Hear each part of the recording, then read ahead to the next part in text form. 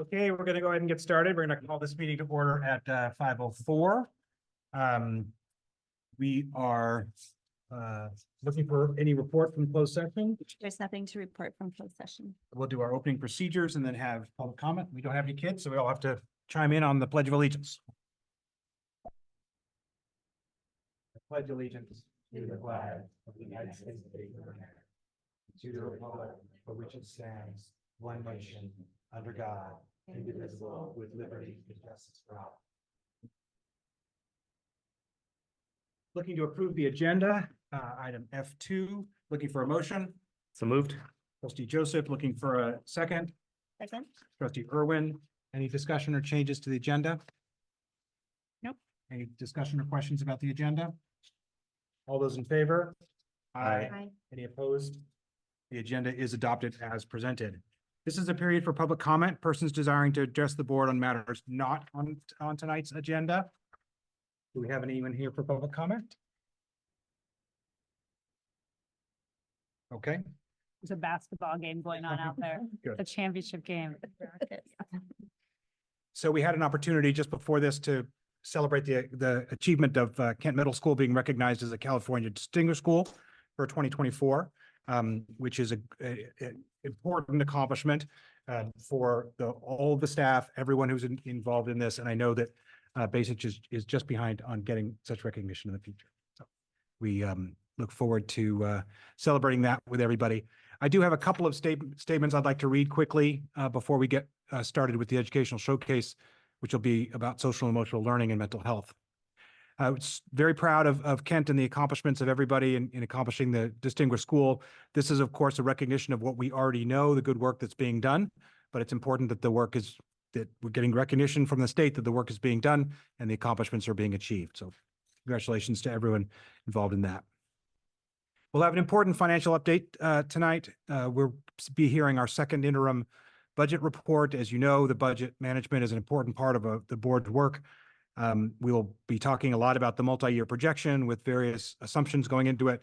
It does show us deficit spending in each of the next 3 years, ending with just a 6% reserve in the third year, which is 25-26, which I think is, well, I know is the direction the board does not want to be going. So we're going to be watching that carefully. Finally, we as a board were shocked to hear of an incident of hate speech at our middle school a few weeks ago. One of our students, a middle school student, directed hateful speech at another student of Middle Eastern descent, making references to terrorism and the 9/11 attacks. We support prompt action by the site staff, significant involvement of the family, the student, the victim, and the full weight of appropriate disciplinary action. Right on the heels of this, we learned of online bullying and harassment using anonymous accounts. I speak for every single person on this board in stating that we support staff actions on these incidents 100%. This kind of behavior has absolutely no place in our schools or our community, and we will not stand for it. This board will encourage every action and support every policy to combat the scourge of hateful, racist, and intolerant language and actions at our school.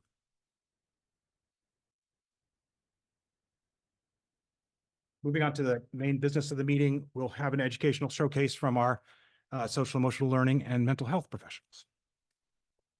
So calling up our team, I don't know who's starting off. I see we have our counselors, our school psychologists here present. Okay, great. Since we're the elementary school. Can I screen share? Okay.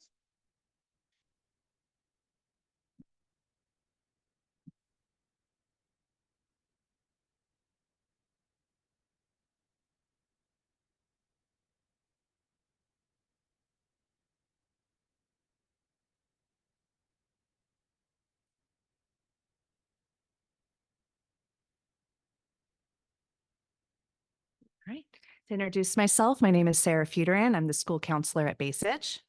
I'm Christina Moist. I'm the school psychologist at Basic. To start us off, I just would like to go over the importance of social and emotional learning and how it is an essential part to personal growth for our students, emotionally, career-wise. They learn the necessary skills to succeed in life and build a better future for themselves and their communities. So if you ever wonder, why do we have an SEL program? Just read this slide right here. But I think you guys are well aware of why we have an SEL program and the good work that it does towards our students. So I'm going to actually skip over this slide and talk about what we do at Base-Itch. So this year we have implemented the toolbox, which is such an amazing curriculum. I think it's amazing because it's not tools that we need to go, hold on, let me go grab a notebook or let me go find something. It's all inside of ourselves. These tools foster resilience, so they foster empathy, and they are within us all. These tools are such as breathing, finding a quiet or safe place, which I used today for a student, a listening tool, which many students are still learning. We have the empathy tool, which is one of my favorites. I use the empathy tool every day just because empathy, I feel like, is lacking in our society nowadays. So I always try to kind of push that a little bit more on kids, is understanding where the other person is coming from. Put yourself in their shoes for a second, try to see what they're saying. We have personal space, which is different than quiet and safe space and taking time. Personal space is like you're in my circle of where I'm comfortable. Can you please back up? Setting boundaries, using our words. I think we use that one every day as well. Instead of our hands or our emotions, we use our words. We have the garbage can tool, which is the best tool of all, because you get to just, if someone does something where it's not a big deal, it's not a crisis, and we have the kids, hey, do you think we can have the courage to get over this? Can we build up our confidence and able to put that in the past? And a lot of kids use that and roll with it. And once they throw that away, the small things, not the big things, throw away the small things, they're able to move on in the day. And it helps so much. We have taking time, please and thank you, apology and forgiveness, patience and courage. These are all tools that are within ourselves. And I've had a lot of parents talk to me as well about how they wish they had these tools when they were younger, because they had to learn this as adults. They didn't realize that they could be patient. They didn't realize that they could just set a boundary and say, I'm going to take a moment and process this. We're teaching our kids that now. So when they're older, they don't need to grasp at straws of like, what do I do in this situation? To move on to our counseling program, something that I have implemented as a counselor here at Base-Itch are counseling groups. And no, I do not hold all of these groups at the same time. I listen to the staff, I listen to the kids, and I see what areas areas of growth that we might need to push more. Say that there are a couple of kids that I'm like, man, these teachers are having trouble keeping these kids in their seat. What can we do about that, right? It's a tier 2 intervention. They're being distracted. They're walking away. I might sign them up for an impulse control group. And in that group, we meet 6 to 8 times and we learn different skills on how to control our bodies, how to control our emotions, and how we can use our words instead. I also have a social skills group, which is really good for our kindergartners, just learning how to make friends, how to not be first in line every time, how to accept no when someone says no. So just learning those social skills as a 5-6-year-old really can do well when they do really well when they go into the older grades. Confidence and self-esteem. Though that group is usually for 3rd and 4th graders who are ready to go to middle school and might be becoming more self-aware of who they are and the environment around them. And they start getting inside as we all do, we have that voice inside our heads and we kind of go within ourselves. And a lot of 3rd and 4th graders might shut down. And so we have that confidence group. We have those skills, that group for them to give them skills of like how to open up, how to love yourself, and finding out what you enjoy in life. Like, what are we looking forward to? We have friendship groups, resilience groups, which I'm doing for some second graders right now, and a conflict resolution group for the students that are just need the vocabulary and the skills in order to be able to resolve the conflicts on their own. Because yes, of course, we're going to help them when they come to the office, but our main goal is, can we provide the skills so you guys can figure this out when we're not here anymore? Right. So, and then a couple other groups that I would love to get more into is like a divorce group. I would like to set that up. A grief group, which is definitely just not so much of a group, more as like individual counseling, and anger. Moving on, we have our school programs. Some school programs that we have at Basic right now is a student council where I've invited fourth graders. They wrote a little essay on what does leadership mean to them. It was absolutely adorable and very well written for some of those students. And I didn't have a voting system, no making signs, no voting, no popularity contest. I invited all the fourth graders and then I divided them into two teams. We had team 1 and team 2 in the fall, winter, and then winter, spring. So they all get a chance. The student council helps out with the spirit on campus. So making posters. I'm helping with our programs such as starting with Hello, which is Sandy Hook promise that was from the Sandy Hook shooting many, many years ago. It was too late. We can't go back in time and prevent that, but how can we prevent it in the future? Well, we start programs such as Start with Hello, which is a program all about inclusivity. How can we help those kids that are feeling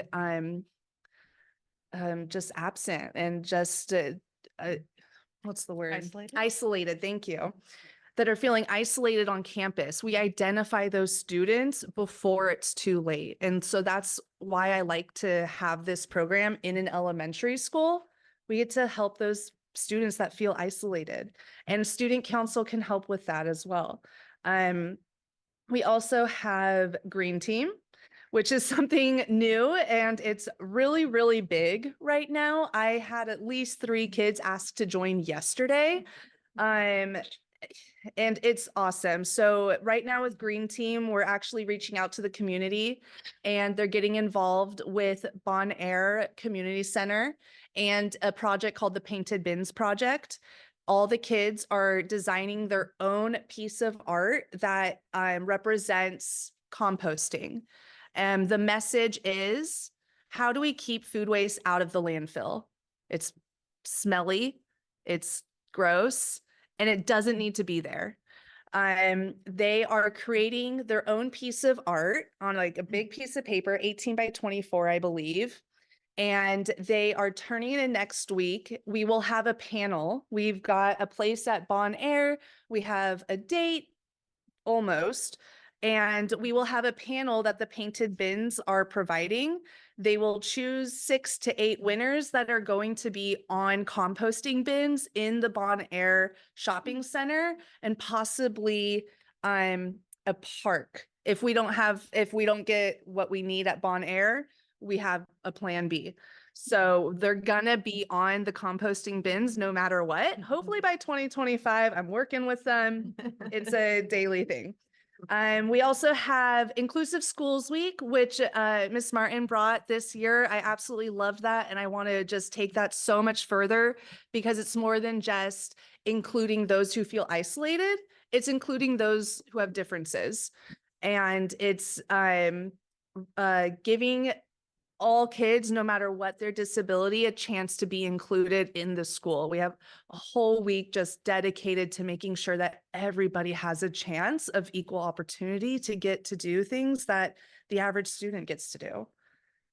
And then of course we have Spirit Days that the student council gets to choose. It's just another fun part of student council. I just want them involved in everything. Like if I say, oh my gosh, I have so much work, got the student council. Hey, we need posters, we need spirit, we need this, we need that. We need someone to help with a spelling bee at lunch. We need someone to go help a kid over here, give a new student a tour. It's just so nice to have a student council because they're leaders looking for opportunities.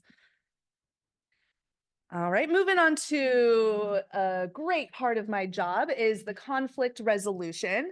We have, arguments on the daily between kids. It's natural, it's normal, it's human. But living in that anger can really hurt us. We have to move past it. How do we move past it?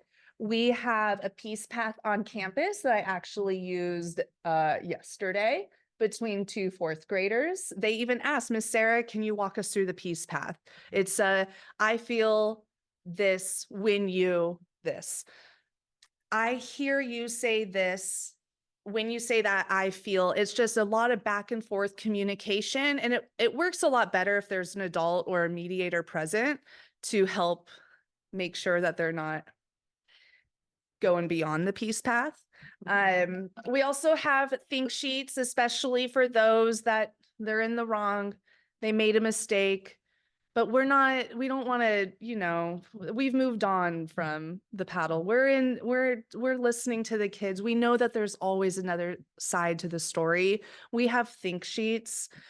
We want them to understand and to use empathy. Why do you think your actions hurt someone else? Why do you think you're in here right now? And they think about it and they reflect because these kids are smarter than I feel like, give them a chance to be sometimes. They know. We also have iMessages, which we use in the peace path. I feel blank when blank happens. I use that a lot when kids are just so full of emotions, no matter the emotion, and it kind of helps them get out using their words, I feel. I also do some counselor guided mediations. Maybe we tried the peace path, maybe it doesn't work, maybe it's continuing, and I have them in my office or the conference room and we have a mediation. Even today we had a little apology tour for some 1st graders.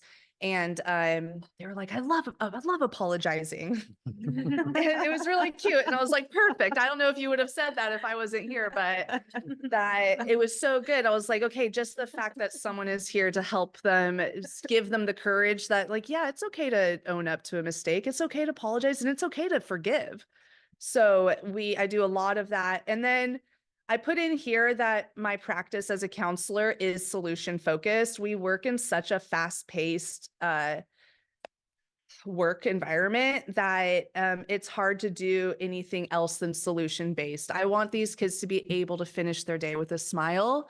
However, that brings me, if it's not the perfect solution, I can't give them something to walk out of the door and it's fixed. We move on to individual counseling.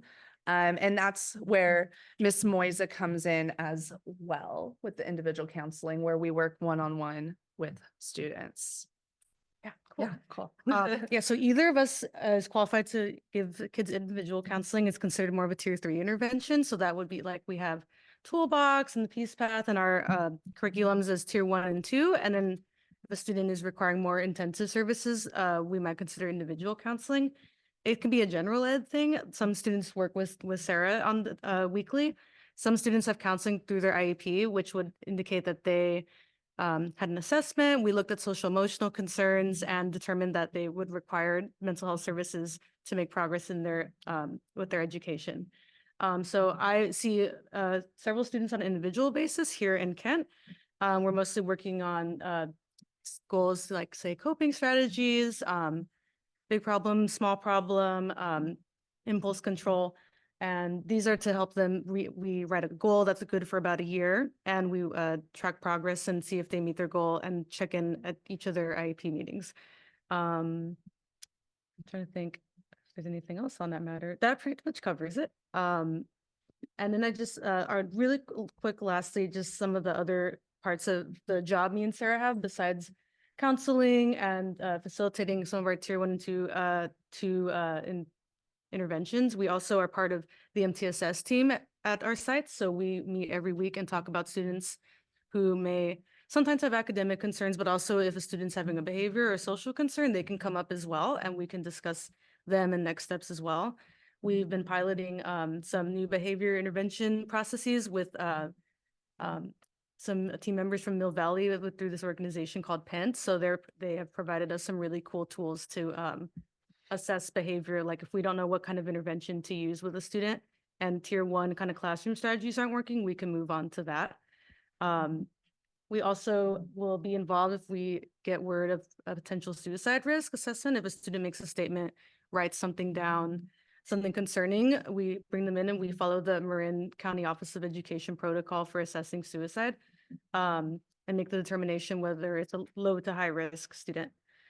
We also recently became educated on threat assessment with the whole threat assessment team. So we're each part of that. And we also are now able to assess if the student makes not a suicidal comment, but like a threatening comment or situation can be assessed by either of us and determine what the next steps will be.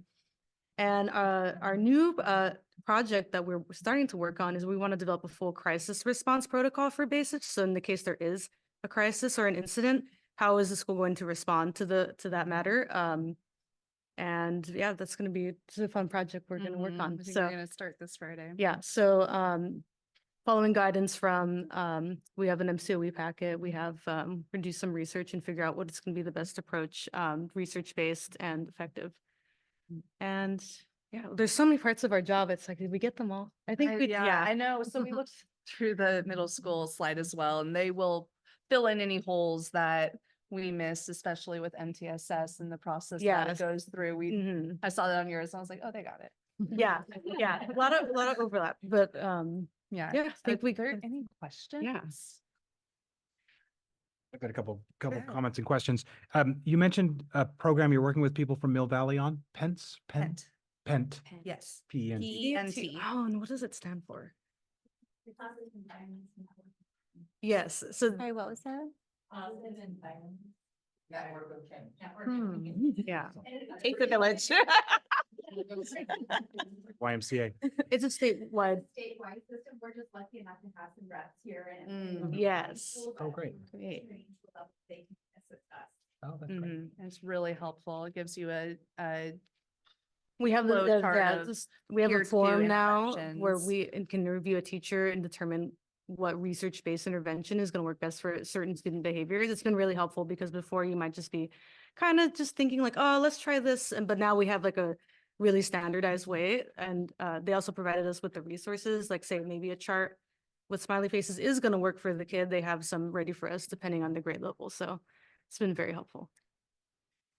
You mentioned Bon Air Shopping Center, and that's part of a big initiative, multi-year initiative at the board level. And we talk about involving community quite a lot. So we Mhm. really appreciate that connection happening. Thank you. I Super. have to thank the parent I'm working with too, Great. Christina Charleston. She's really taken it upon herself to do a lot of phone calls on my behalf and just working with the kids. I do more of like the kids stuff and she's really helping me get out in the community. That's great. So I'm very thankful for help on that. Good. So thank you for doing that. At what point in these various processes would you involve parents? What point do parents get involved in the In the counseling or the discussions you're having? Yeah, parents are early involved on. every day. So they're, Immediately almost. before I do any of these groups, I go to the teacher meetings. On Wednesdays when teachers have their meetings, I will go and I will ask, hi, I have these groups. Do you think any kids fall into this category? Awesome. Okay. So it sounds like there's some conflicts in second grade. I can hold a conflict resolution group and I kind of reach out. I talk to teachers and I have them reach out first to parents to give them a day-to-day update on, okay, your student is doing this, your student is doing that. They have the most contact, right? Through teachers, they will say, hey, if this is happening, I can recommend the school counselor. If you're okay, she will reach out. That's when the teachers contact me saying, hey, Jane Smith needs, their parents are waiting for your contact. And so I will contact, hi, I'm the school counselor. I have this group. Are you interested? If you are, it'll start this date, and I've just sent out permission slips yesterday for the spring groups.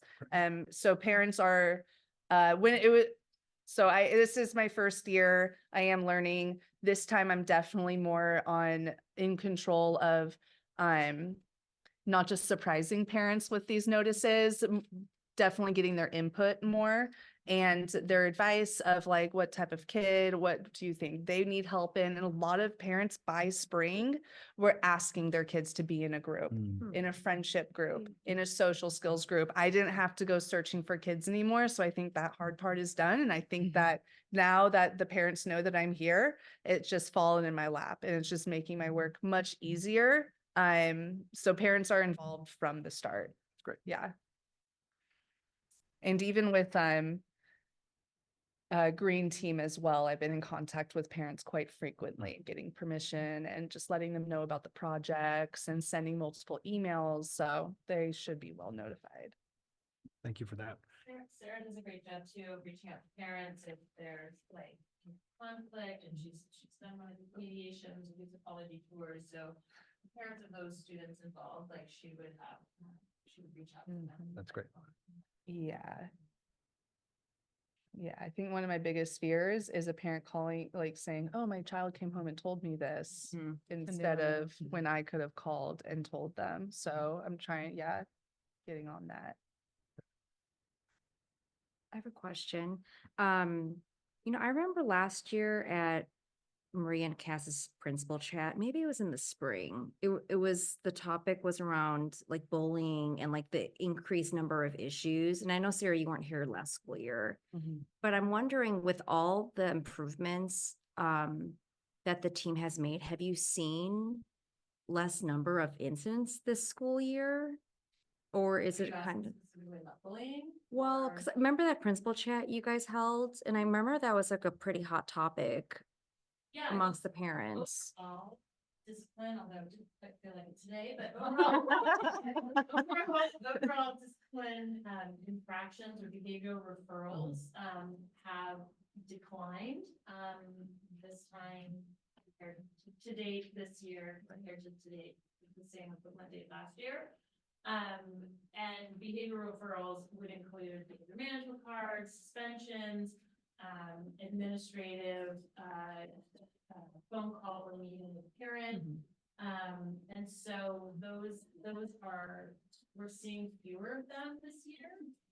What we're seeing an increase of, and it was a shift in how we are working with kids, Sarah mentioned the think sheets and reflection sheets. So what we're trying to do is catch things before they get to that level of behavioral referral. So we have the ability in our student information system areas to do what's called an information log. So we can log an incident as information only. It didn't rise to the level of behavioral referral, but it rose to the level of maybe a think sheet or maybe a little, piece path with Sarah or something. And the idea there is like, let's have the teachable moment before it turns into behavioral referral. So we use that system, the information log, like one time last year. We've used it about 43 times this year. And so we're seeing a correlation between increase in that effort and the decrease in the behavioral referrals. So, and then bullying, we do have some bullying post call, and I think we need that between like Sarah and I need to agree. The three of us, the four of us, like we have a lot of different meetings, but through MTSS, we meet, and Sarah and I have a weekly, just the two of us check in. And so when we see incidents with the same kids or the same victim, we kind of initiate some bullying protocols. So we start to look at, is this bullying? We have logs, so we start to log behaviors that we're seeing between the same student or the same victim. We'll put separations in place. We'll talk to yard duty. We'll work with students on separation. So there's a lot of things that we're doing this year that are more preventative when we start to see that it could lead to a claim of bullying or to rise to that level. Kind of get at it earlier this year. I think that's Yeah, that's great. Activity around recognizing interactions between kids and you know, they're saying, when, you know, before it gets to a certain level of track that either the two really need some attention and like putting in those protocols before it ever gets to the point of. Yeah, getting people on board, like teachers to recognize it, to name it, to Yeah. let us know. So a lot of communication goes into that too. You know, I like, me specifically, I didn't realize there were so many counseling groups and I think they're so great. I don't do And- them all at once. Okay, oh yeah, I Okay, understand. so that. I, Okay, so yeah, right yeah. now I'm doing 2 social skill groups for kindergarten. Mhm. One, I'm a resilience group for first grade. A conflict resolution group and a friendship group for second grade and a friendship group for third grade. And I'm not doing anything for fourth grade right now because I was not asked. So I kind of just let that one go. So I'm doing about, I think that was 5. Still a lot. That's a lot. So not all of them. Yeah. Yeah. Yeah. And it would be nice to get that word out to parents. in a Yeah, I Greater would capacity. Send them a whole, like, hi guys, I have all these curriculums. If you want, yeah, another fear of mine is saying, hi, I think your student will really benefit from one of these groups, and being like, you think my kid has problems? So that's something that I don't like. It's like a wall that I hit. So if we could get it out in another way where it doesn't come from me making the parent feel like I saw your kid and now they're in my head and I think they'd be in a group, because that might feel like, oh, what's wrong with my kid then? Right. So yeah, if we could just say, hi, you got free counseling at Base-Itch and with. Well, Careful, you're gonna end up with 15 groups at the same time, right? yeah, then I think it would be parents would be much more willing to, And we can highlight Yeah. that, like in a newsletter, you know. Yes. in the Yeah. corner, or we can Yeah. highlight- like, I want them to Yeah. come with me with their concerns other than me. Because these are great resources, Mhm. like Yeah. amazing resources. Yeah. Yeah. Yeah, so especially great. with the friendship. I just had a parent today being like, thank you for, my kid sits alone every day at lunch. She volunteers a lot. And she's like, just thank you so much for looking out for him. Because I invited him to a friendship group just to meet people. And so that was really nice to hear. I was like, thank you. Really great for all kids. Exactly. Totally. Yeah, I'm a general education counselor, That's tier right. 1, tier 2. It's not for any kid that has super crazy behaviors. It's for the general kid. Mhm.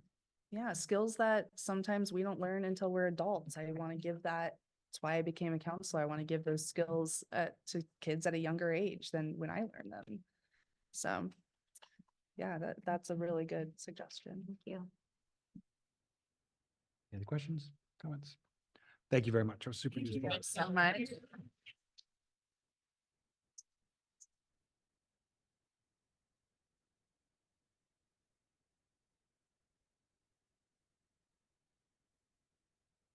Yeah.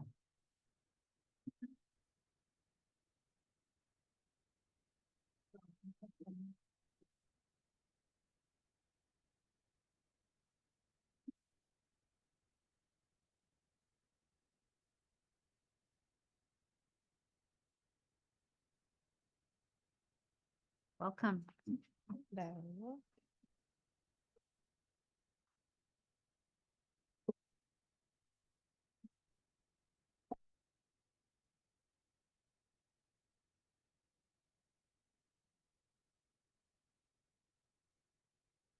Hi, everyone. Thanks for having us here tonight.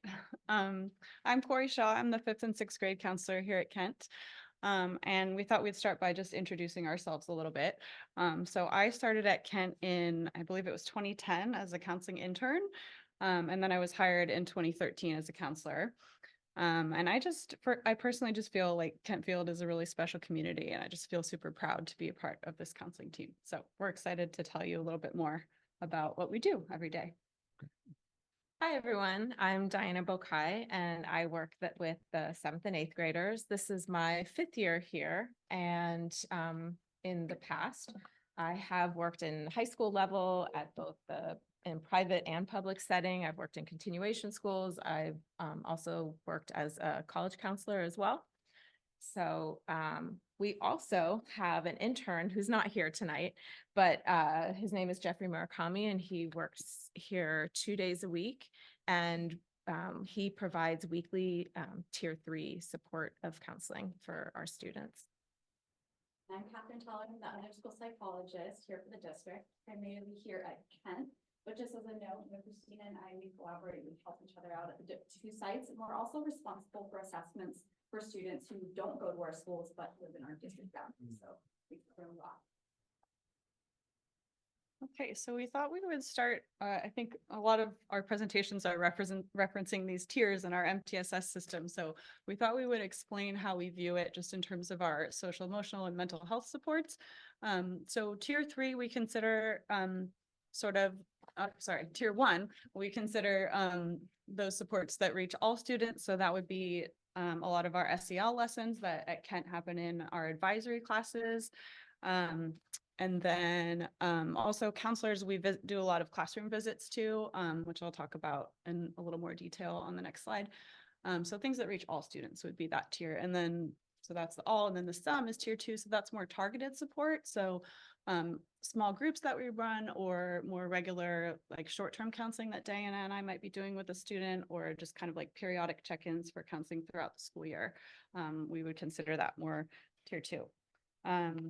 And then tier 3 is the most intensive level of support that we can offer. And so that includes the students who have IEPs that Catherine works with, who qualify for ERMS counseling, which I know Christina already explained a little bit.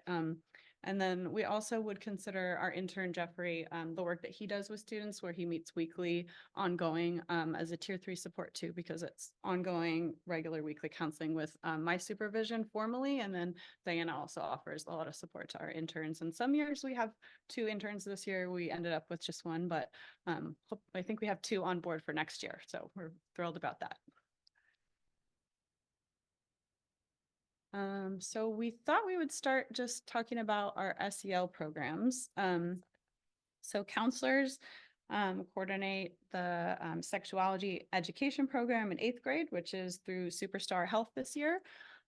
We have life skills classes that are taught by 6th grade and 7th grade teachers. And then Diana and I visit all the 7th grade life skills classes once throughout the year as well. And then in 8th grade, we do our SOS program, which is our suicide prevention program that Diana is going to talk about in more detail next. And then we also, like I said, we visit all the classrooms. Usually in the fall, Diana and I will do classroom visits by grade level. And so we'll focus on a different theme for each grade. So 5th grade, we usually talk about just an introduction to counseling and our services and how to reach out, and just kind of making counseling like a really normal part of being a student at Kent, so that all students know they might be called in and it's not a big deal, and just so they know who we are. And then 6th grade, this year we focused on managing big feelings, ways to manage big feelings, and reaching out to a trusted adult when you need help. And then in 7th and 8th grade, we focused on building up coping skills this year, but it can vary kind of year to year. We also offer solution teams, which are an evidence-based approach through the No Bully program that we've been trained on. So that involves individual counseling with a student, as well as bringing together a team of peers to offer support with issues like social isolation or bullying that might be happening. Then we do some parent chat events, like the New to Kent Families event that occurs prior to the start of the year. And then there was also a parent night last night for the sexuality education program for 8th grade.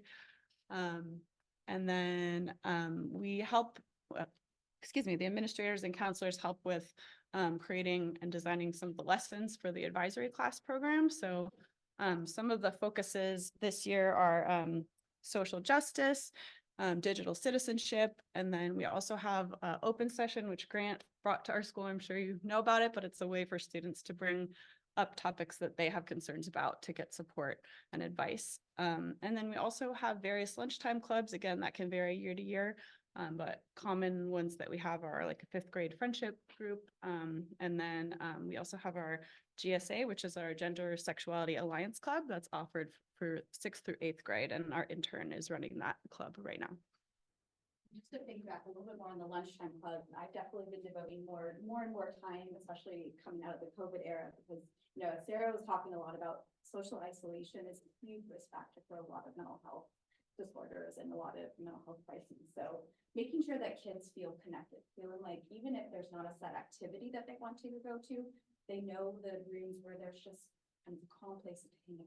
You can just hang out, read a book, bring something to color, make jewelry, whatever it is, and leaning into interests. And it's also an opportunity to give a little informal support with social interaction and helping kids connect with each other in those less structured times. Another piece of the social emotional learning that I'm more of a leader with is helping if we're doing social emotional learning or if there are certain topics that come up. And for more of our learners who have a more neurodivergent profile, they need things presented in such a way to help it be more meaningful, making sure that I can adapt the content and bring it into some of our smaller special education environments.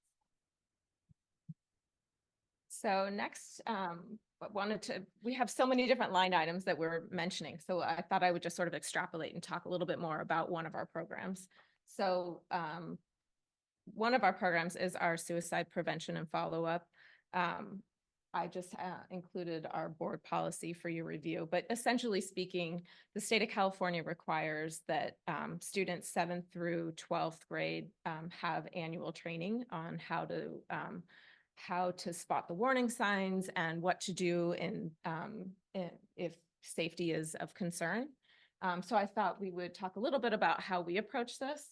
So the first thing is similar to BASIC, we work with MCOE, Marin County Office of Education.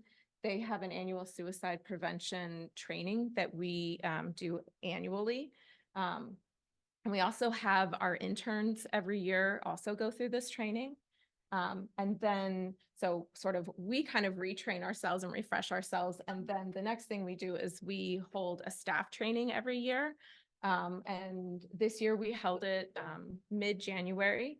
And that way, when we present, which is actually the following week, we'll present in the language arts classes for the 8th graders.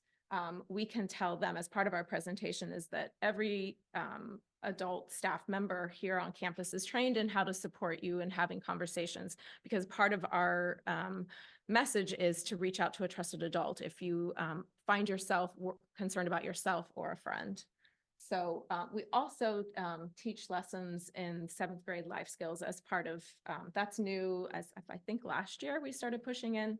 So life skills is an enrichment class that's held every semester. So 6 times a year, we push into that class and lead that lesson, which has actually been really helpful in terms of spreading the word. So it actually takes a little bit of the heaviness and heat off of the 8th grade lesson, because essentially we're using the same program, but we talk to the kids about just how important the messages are. It's a very simple program, but an acronym to sort of follow. But when you're in crisis, it's really hard to think straight and know what to do. And so it's really important to kind of keep that continuity with messaging. So again, we had the staff training on the 24th, and then we go in the following week and we do the classroom lessons with the students. And we let all parents know ahead of time, usually a couple of weeks beforehand, we let parents know that we are going to be having this conversation with their students. So it helps kind of prepare them if maybe they want to have any pre-conversations. And we also provide resources for parents. And students, as a part of the program, are taught this acronym ACT, A-C-T. A is for acknowledge. We teach them the warning signs and what to look for. And then care is, you know, how do you act when somebody's presenting to you in this moment? Do you walk away? Do you pretend you didn't hear? Or do you acknowledge it and you hear it and you say, hey, are you okay? You'd be really surprised at, you know, when we're stunned, we often don't know what to do. And we will sort of pivot sometimes, and we're just teaching them, lean in a little bit, be curious, and it's okay. And then the third step is tell.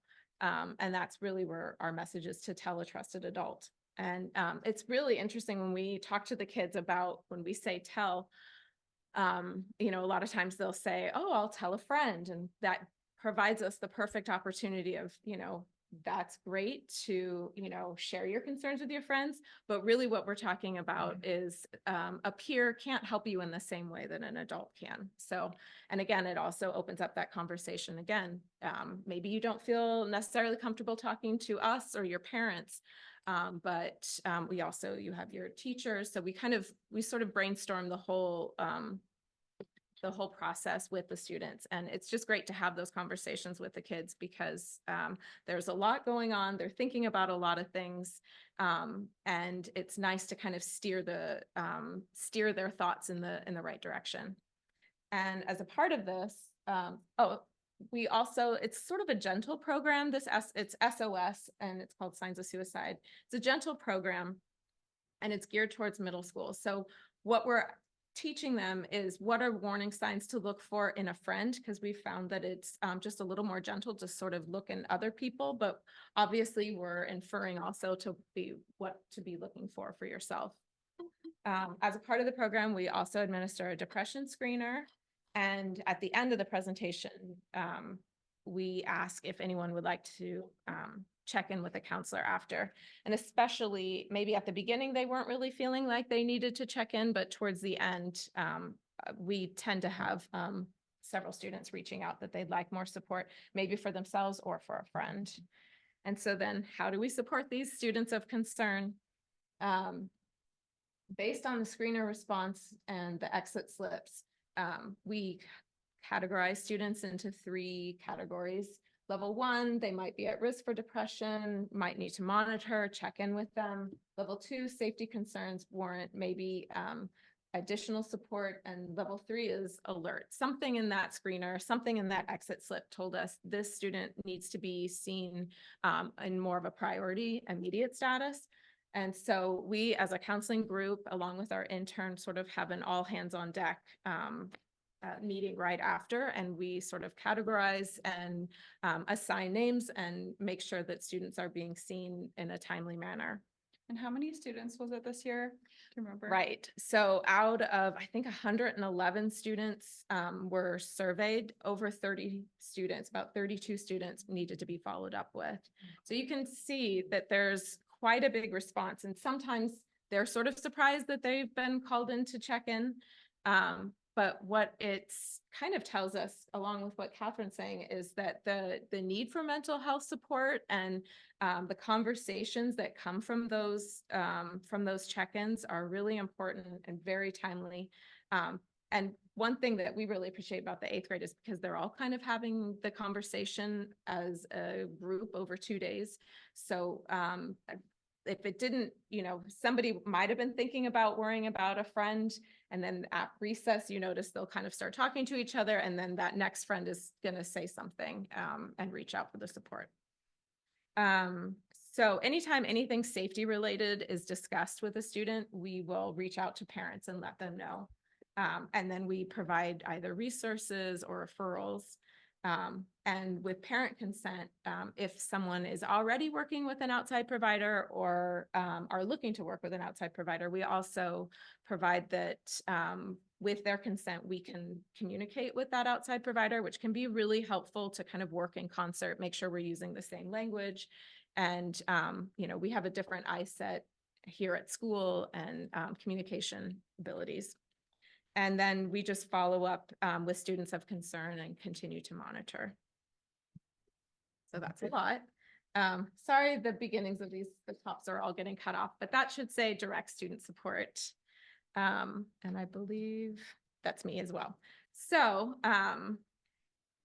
direct student support is just sort of our support for students with academic, it could be social, emotional, and mental health concerns. We offer individual and group counseling. As school counselors, we work in more the tier 1 and tier 2, and I would say that's probably like 90% of the students. Catherine works with primarily more our tier 3 students, and yet we have overlap all the time. So that is still there. But as I think Sarah shared about Christina, do you want to explain that how ERMS works necessarily? Yeah, so the ERMS is, it stands acronym Family Related Mental Health Services. It's specifically service that can be a part of a student's special education. So that's kind of the highest level of mental health support that can be provided to a student in our ERMS of middle school or elementary school. And it's meant to be more intensive, and it's also goal driven as any IT services, whereas the counseling that they might be doing is more maybe short term, more targeted, early intervention. But if things are persisting past that point, then we might be looking for special. And the next thing as part of our direct student support is crisis counseling. As you can imagine, being in a middle school, there's quite a few crises happening. And so they're typically the first thing is to send the student to the office, and then from the office, one of them will find, typically they start with Corey or I, and then if we're also not available, or if it happens to be a student that's on Catherine's caseload, then Catherine would be the person to work with them. And then we also offer behavioral crisis de-escalation, and Catherine actually works quite a bit within this role and collaborates with other CPI trained administrators here on campus. Well, that's just more, it's rare that it occurs, but it's more of a behavioral emergency, and there could be safety factors involved. So myself and some of our teachers, our administrators are trained in a protocol that is nonviolent crisis de-escalation, mostly verbal and monitoring for safety. And again, doesn't have to just be over safety concerns. We can also work with outside providers.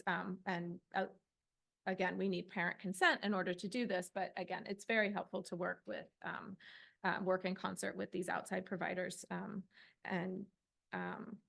We also provide conflict resolution. Typically, that's more when two students are having an issue. It works best when instead of having large groups or several students, it's best to have the two sort of main players or the two most involved. And we've had a lot of success with our crisis resolution program and support for our students. Yeah, we've had a lot of success. So that's been good. And then we also work with our new students and new family support. At the beginning of the school year, again, we have that meeting prior to school, make sure that we're a familiar face to those students. And then we also call in and work with each of those new students, typically new to Kent. So it could be anyone that's just new to the district. We meet with them usually within the first couple of weeks of school. By grade level group, usually we have like a new student meeting, and then we might, you know, kind of assess how everyone's feeling so far with their transition. And then we might follow up with some individual students, or we might bring them back together as a group at another point in the year if students are interested in that.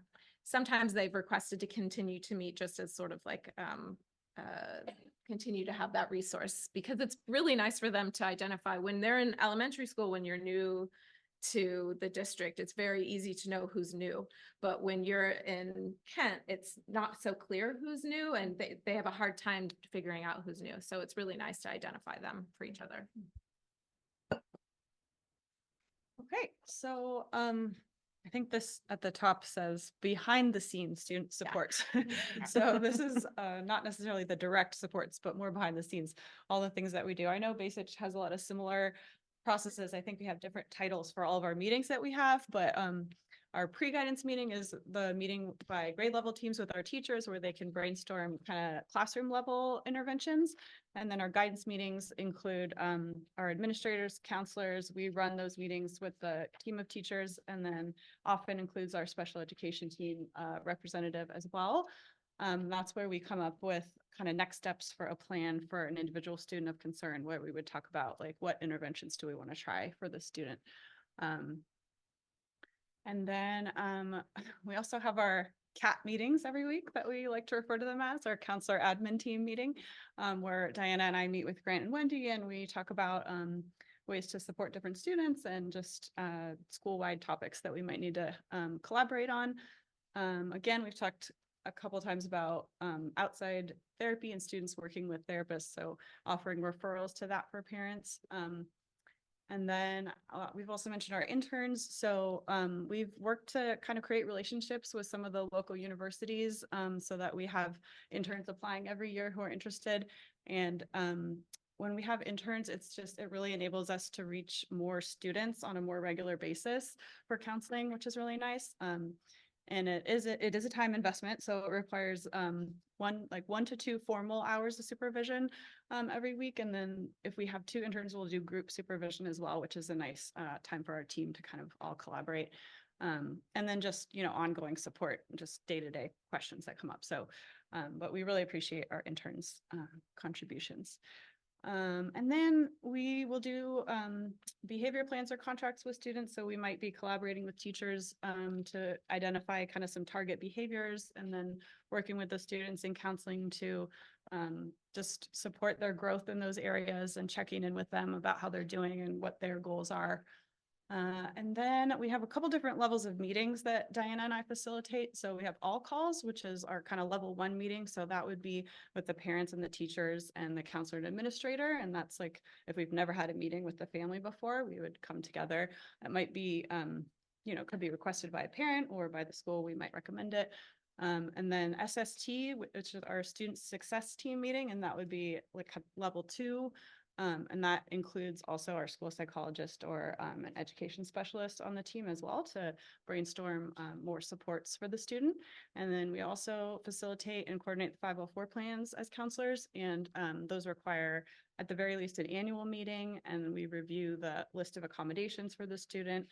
So this is for students with an identified disability who require accommodations to be successful and access their education. So we revise those plans every year at our annual meetings and just make sure they get articulated to the teachers each year as the students move through the grade levels. And then lastly, we just wanted to mention that we also attend the wellness collaborative meetings, which are run through the Office of Education. There's a monthly meeting with all the high school, middle school counselors in the area and some elementary as well. And so that's a nice time when we get to share resources and just kind of align all of our approaches. The areas that I need help with is just going deeper on the analysis of the data available in terms of how do we support their needs, if it's in the special education realm, there are the IEP goes along with services. And then the behavioral intervention work is usually, if we've tried behavior contracts, behavior plans, facilitated by counselors, and that's not quite clicking, if we need to get more information, be more robust in that approach. And I'm going to be able to, I do join the other meetings, but time goes in a lot of things. So this next slide is just kind of, the other one was sort of how we each have our different roles. And now that this is more how school counselors and school psychologists work together. We are both a part of the weekly MTSS team collaboration. And MTSS, for those that aren't aware, is multi-tiered system of support. And we work with our special education specialists, our administration, counselors, and school psychologists. And we work together, especially based on those guidance referrals. Now we kind of meet as a team and sort of discuss how to best support. And I think Catherine's going to be sharing on the next slide sort of how MTSS works, how typical scenario. Very briefly, yes. And again, we both monitor student supports and interventions. Then we also participate in articulation meetings, which happen Kent by grade level, Basich, we work with them, and Redwood as well. We help discuss best practices and how to best support. So that information isn't lost each year. It's able to have a continuum. Ongoing parenting support and communication, teacher support and collaboration, and participation in threat assessment team, which you already mentioned. So Catherine. So I'm not going to go into depth, but this is just to give you an idea of what our MTSS system can look like. We're looking over here at this column. This is the pre-guidance process. This is all just teachers at their grade levels, trying different things, monitoring progress, seeing if, okay, great, things are working or not. And when things are not working at the pre-guidance stage, that's when it goes to the guidance. And this is when we get more involved. To kind of illustrate this, we actually have a little bit of an example. This is another way to kind of look at the different tiers. So we're thinking back to that triangle before, going from supports that reach all the way to few. And I like this graphic. It kind of shows that it's not just moving from one step to the next. There's a continuation of the different supports and strategies that as you move up through the tiers. So we use a scenario, an example of perhaps a student is feeling academically overwhelmed and it's causing anxiety. A parent might reach out to one of our school counselors. Okay, what does this process look like? So that first step usually we'll start with contacting the parent, getting more information. What's going on? What does it look like? That initial strategizing. Maybe they can mix things up with the at-home routine before school or how we receive them at school. Collaborating with teachers, thinking of what are the strategies we can do? What can we tweak to try to help resolve this? And also progress monitoring, putting some ideas in place and seeing how they're working. For a lot of cases, I would say the large majority of cases like this, they're resolved at this level, which is great. If things persist, we might continue some of those initial strategies, but we might include something like counseling support. So another additional layer of support as we're kind of continuing down the road. If we're noticing, okay, that's still not quite meeting the needs, things are persisting, then we might look at, okay, we need to have additional team meetings. You know, that could look like anything within our MTSS process internally, talking at guidance with the teachers, having an SST where we're including the parent all at the table together. What's working, what's not, what can we tweak, what data, what lens can we bring to inform how we change things or how we add additional support. And then we're going to be progress monitoring the whole way through. And again, finding what's working, what's not, what do we need to tweak and change. The more rare occasion for students where these are still persisting, there might be some kind of underlying condition, like an actual anxiety disorder or something like that that's at play. Maybe there is an undiagnosed learning disability at play fueling things. If that's the case, we might be thinking about, okay, do we need to look at a possible 504 plan? If they have a diagnosis, do they need formal accommodations? Should we be looking at special education? Will you not be able to meet their needs despite trying a lot of different things over time? What should we be looking at? And a 504 case, if they're eligible, that could mean, continuing along that thread in the general education programs with built-in accommodations to address that underlying need. On the other hand, if we're looking at a referral for special education, they're assessed, they're found eligible, that would include those accommodations, but also direct services through special education. That could range from academic support with our ed specialists all the way to ERMS counseling. So this is just a way to kind of look at in real life what help would look like. It's not going to be a linear path, and there might be elements that we start at the beginning and we have the whole thread through, but we just might need to be adding a little bit more as we go along to help the student get back on track and to continue. That's it.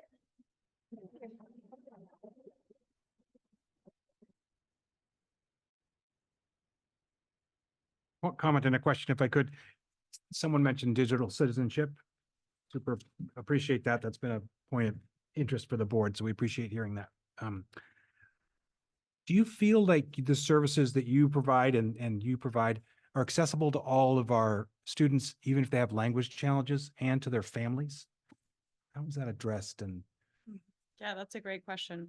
We started working with Yvette Villarreal, our community liaison, with some of our newcomer students for counseling at school, to at least for a few initial meetings. And sometimes we're able to use Google Translate. It can be a little bit clunky, but we do our best. And I think we're doing a decent job, but it definitely presents another barrier. Yeah. Yeah. I would just say for the parent contact piece, you do have a contract with the institution Right. service, and so there have been times they have an on-demand line. So if a parent shows up and they need support, they need to have a conversation with one of us who can get access to an interpreter in order to help try to reduce that. Okay. Great. You mentioned your monthly meetings for the MCOE wellness collaborative meetings. Are you hearing those kinds of challenges from your peers at other districts? Is that something that a lot of people are trying to get better at? And where do you think that's headed? Yeah, we definitely hear that challenge. I think as we have more more languages being spoken in schools. We really do need to attract more employees that have these language skills, because it really does, it can be a challenge, to be honest with you. And while we have language people and other services that we can utilize, you can see how it kind of triangulates things. It makes things a little bit challenging, for sure. Yeah. Oh, thank you. That's good work. Thank you. Oh, Oh, go for it. You had your hand up. Okay, I go first because I had my hand up. So when you were talking about the SOS program, you mentioned that out of 111 students, over 30 needed to be followed up with, and that's such a big number. It was really startling for me, and I'm wondering, we've all read the articles about post-COVID, so much, teen depression and, preteen depression. And I'm wondering if you've noticed an uptick in that here as well, or if that's kind of a steady number year over year. That's such a good question, because it's hard to say what it is, because I also feel like we're also getting word out and giving more language to the concerns. And so I feel like there's less kids that have the stigma about declaring, yes, there is something going on with me. I have felt hopeless over the last month, versus, I think a lot before people were more apt to disregard it. But we definitely hear that, and we definitely see an uptick in business, to be honest with you. But it is kind of hard to say why, or sort of like what the reason is. But we've definitely see our services being more utilized. And we see that actually as a win, because there's so many students that they don't really identify themselves as needing support. And during the SOS program, one of the best slides is talking about, like, what are those warning signs? And when we talk about depression, often students have this idea of what depression looks like as somebody's crying and so sad.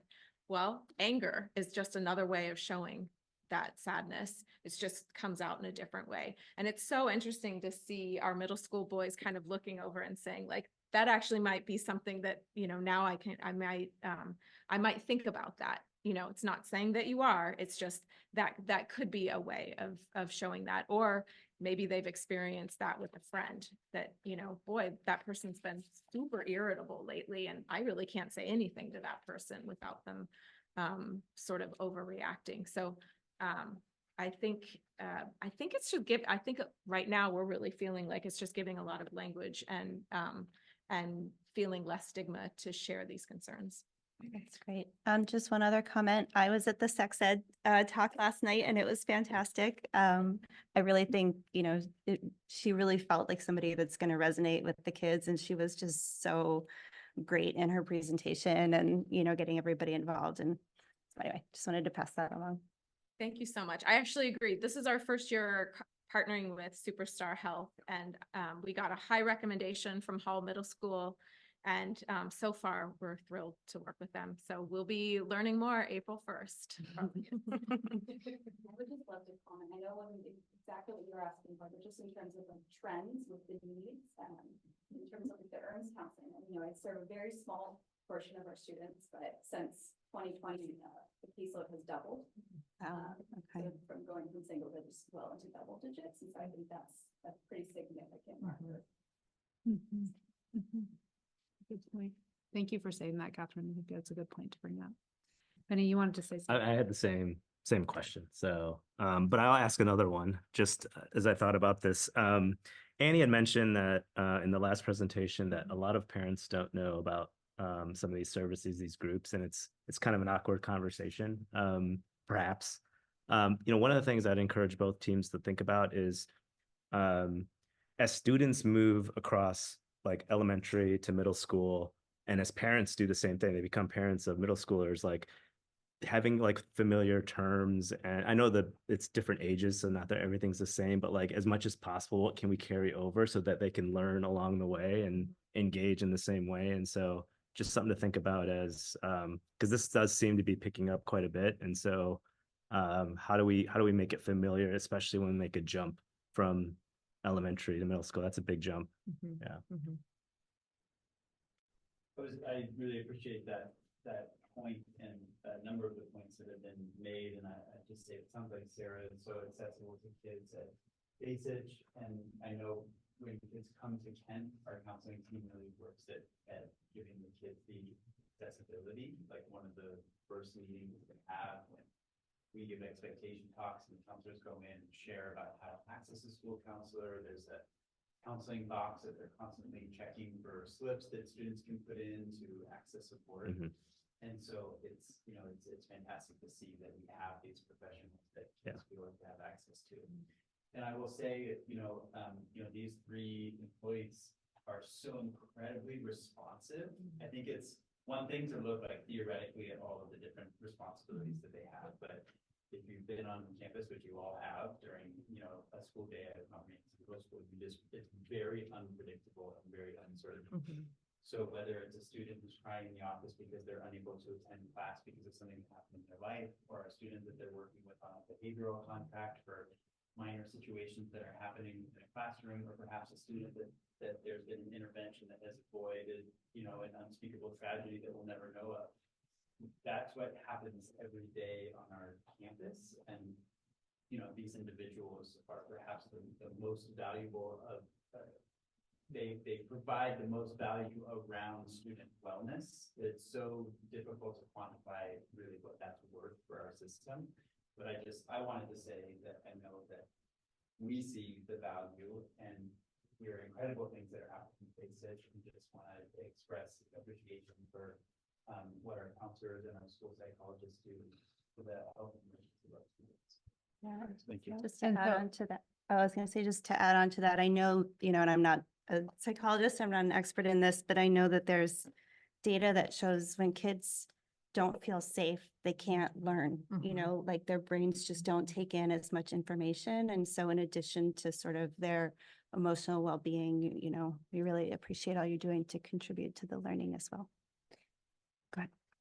I just wanted to just kind of underscore another point that was made by the counseling team, is just their integral part of monitoring student progress. Really have an eye on every student when we're talking about students in our MTSS team meetings or pre-guidance guidance meetings, or we're checking on interventions that students should, may be eligible for, if they're going to enter or exit. This is a team that has a wealth of expertise and knowledge. Patricia Beals is in this room too, so she's part of the MTS team. It's just like when I'm thinking about, I'm thinking about how we support a student. I have every confidence in this team to know that we can figure this out together. We can think of ideas that we could try. We know we're going to monitor. We're going to be looking at data in very systematic ways. And it's just, I think it's one of the assets that we have, the counseling team, their role in supporting students with their social emotional wellness, but also their progress as a student academically and in other ways. So it's just a really just incredibly important members of our team. So if you're a cat, and I'm happy that we're highlighting your efforts tonight.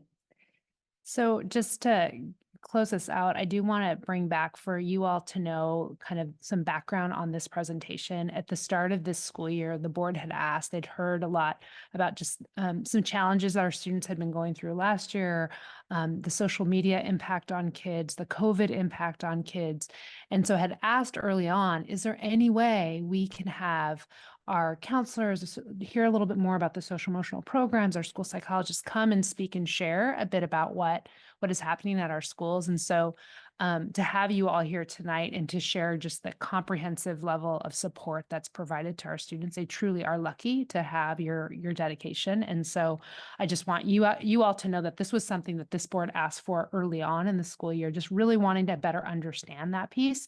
And what you presented tonight from both teams was absolutely phenomenal. And I do think the more we can get the word out to our community to know that these resources are available for our students at so many different levels too, right? From like the whole to the small to the individual, and just your guys' willingness to, pivot and to be nimble with the kids based on their needs is pretty phenomenal. So thank you for being here tonight, and thank you for giving us a little bit more perspective as to your not exactly day to day, but what can happen and what you all are providing for our kids and our families. It's truly appreciative. So thank you.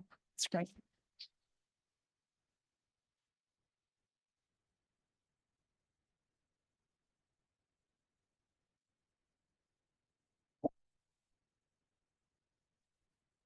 Excellent. So moving on to items J, I did my board update about finances and stuff this earlier. So I think we'll move straight on to the employee organization reports. And I think we'll hear from KTA first.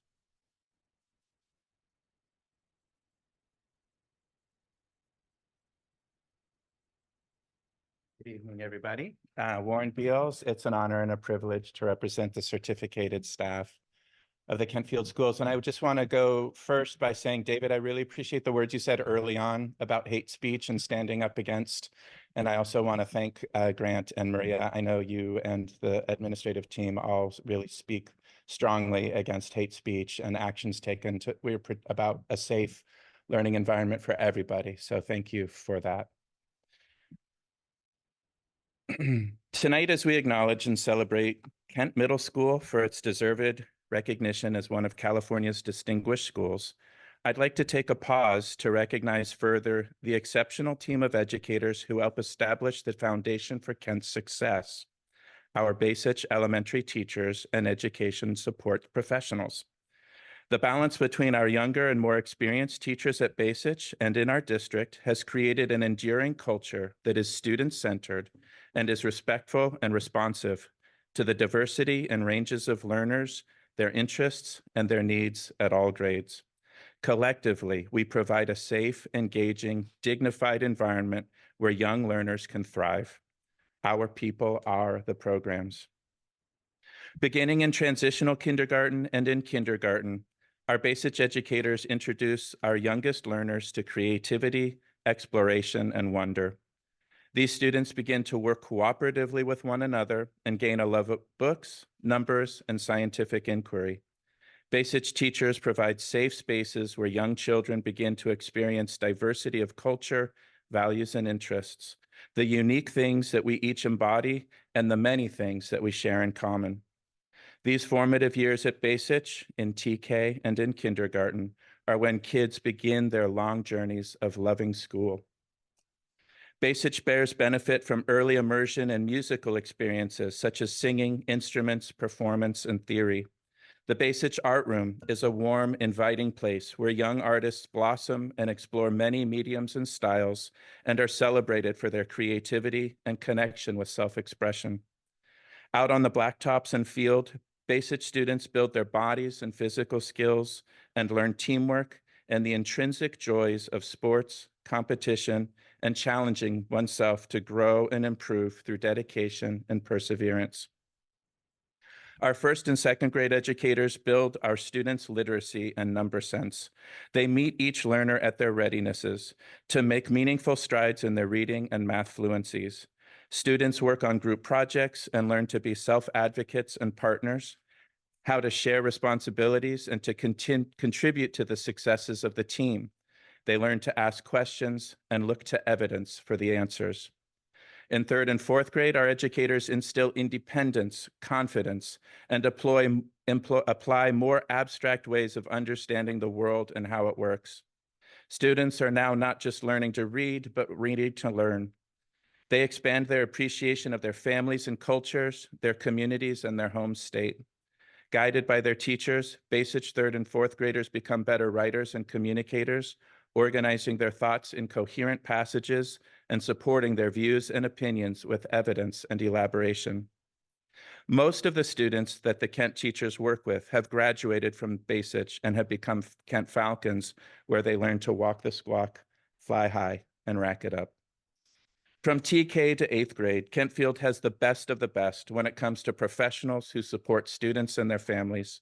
In honoring a distinguished school, we're celebrating the accomplishments of the hard work and dedication of so many experienced teachers and paras who've contributed to the well-rounded development of each of our students over their many years in our two schools.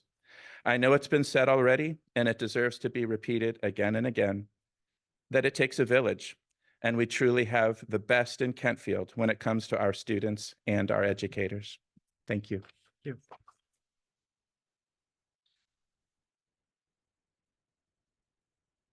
Ditto. I know all of you are wondering, when I pulled out my last presentation, the first line I saw was toilet paper. So I have a different grocery list, and the most important things as identified by Chesney, my daughter, were tartar sauce and barbecue Pringles.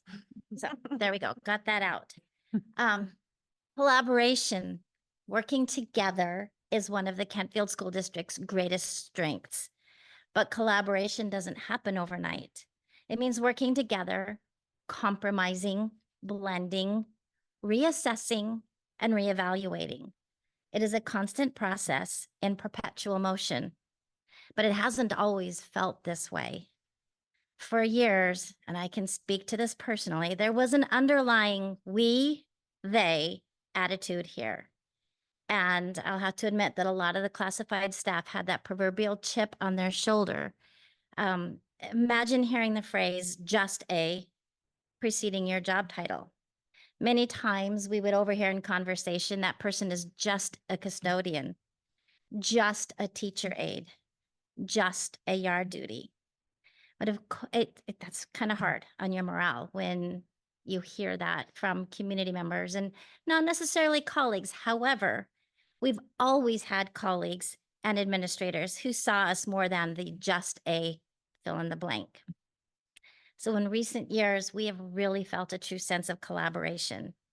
The educational support staff members are involved in nearly every aspect of educating our Bayshore Bears and Kent Falcons, aside from report card writing and parent-teacher conferences. Don't get any ideas. Because our involvement in all of these areas, our input is being recognized more and more. By working with our teachers, we can share information and behaviors that we see outside the classroom setting. By working with administrators, we can share information about working conditions. We see and hear almost everything. We touch almost all surfaces and equipment. We walk along every path. And because we are in constant motion, we have the opportunity to see more operations in action. Without the constant presence of our classified staff, our buildings and grounds wouldn't be able to sustain our vigorous and enthusiastic approach to education. The education support staff is small in comparison to our certificated staff. That's partly because our roles are so different. Since our numbers are small, it might seem our voices are quieter or not heard. However, due to the outreach and collaboration within our district, we feel seen and we feel heard. We happen to just be everywhere all at once. We want to thank our administrators for reaching out to collaborate on our next adventure in bargaining. By working together, we can maintain our wonderful staff who are dedicated to educating these fantastic Bears and Falcons. We look forward to seeing what happens next. We also want to thank our community for recognizing us and standing by us when we asked. We are so much a part of this learning community, and your support definitely elevated us. And thank you to the school board for giving us this opportunity, this platform available to share our thoughts and our highlights with you every month. It has eliminated that we, they feeling. So we feel very much a part of the operations of the school district. And of course, thank you to our teachers. Thank you for welcoming us as partners in the classroom. Thank you for welcoming us as partners on the campus. Thank you for seeing us. Regardless of our positions, the teachers have consistently championed us. And we're happy to be members of the Kentfield School District, and have a great evening. I'm gonna go grocery shopping.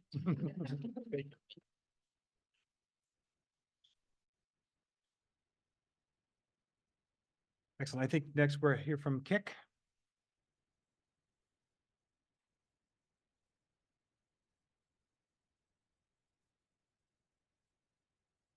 Oh, good evening. Good evening. Noah Wheeler from the Kick Foundation.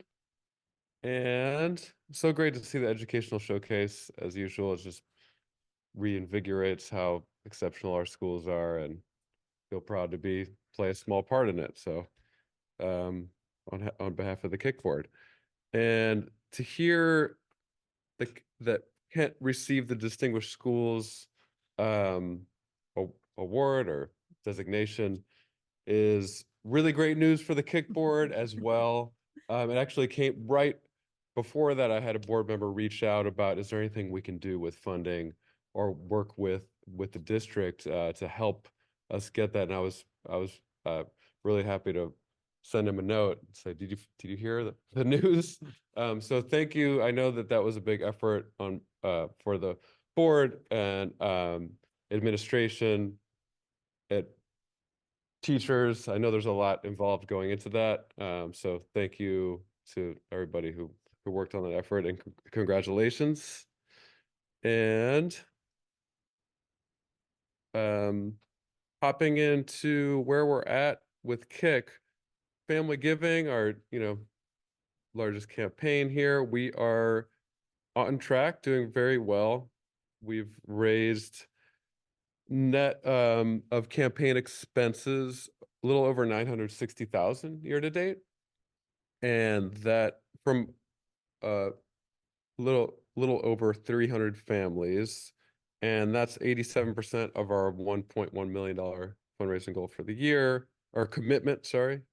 Our goal is to get more than that commitment for the year, and that's about 14% over this time last year, or 140,000 over. So we're tracking very well, and we're confident that we're going to hit our commitment and some more. We just need to keep up the momentum that we have right now and end the year strong with our spring event, and which is our main focus right now on the board, is preparing for our spring auction on May 4th, which also will have a preceding online auction, just like last year. So stay tuned for information. We'll be rolling out ticket sales and things like that soon, but we've already announced the save the date, which you've seen around.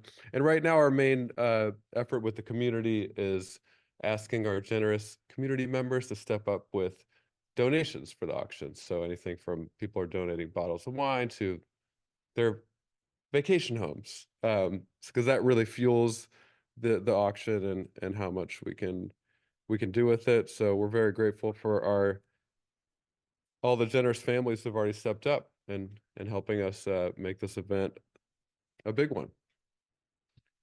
And then also, in addition to preparing for the auction, we're working on our board slate for next year. Can't believe it's already that time of the year. That in April will be our there'll be some resigning members of the board, and that's also we're going to bring on some new members and finalize the executive board slate for next year. So we're working on that. We're not losing too many people, and it's looking like it's going to be a really strong board going into next year. And lastly, I just wanted to update the board on direct funding. So in addition to our commitment, anything that the Kick Foundation raises in addition to that, we try to allocate the vast majority of those funds in the following year to high impact projects at both school sites. And so, for example, so far this year with those what we call overages, we have funded the Kent musical in the fall, 10-week drama programs for second and third graders in the fall, and then we just kicked off another 10-week session for third and fourth graders at Basage. New umbrellas for the quad areas at Basage and Kent, a new PA system for the Basage music program, and also $5,000 towards literacy support at Basage. So that's just an example of, again, with the generous donations of our family and business donors, that we're able to, when we beat our commitment goal for the year, we're able to do those extras. So feel really fortunate to be able to help out the school in those ways. And that's it for tonight. Can I just add something really quick, Noah? When you mentioned the direct funding and the overages, and we're so very grateful because it really does add more opportunities for our kids. But those were like high level descriptions that Noah gave, but there's so many details that go into the musical in the fall and what was provided for here at Kent, from the person that tunes the piano to the, lighting that needs to be specialized. Kick stepped up and said, hey, what do you guys need so we can make sure this happens in a way that we all are proud of for our kids? And so I just want to take the time to be sure that folks are aware of those details and that support that we get from Kick. So Great. thank you.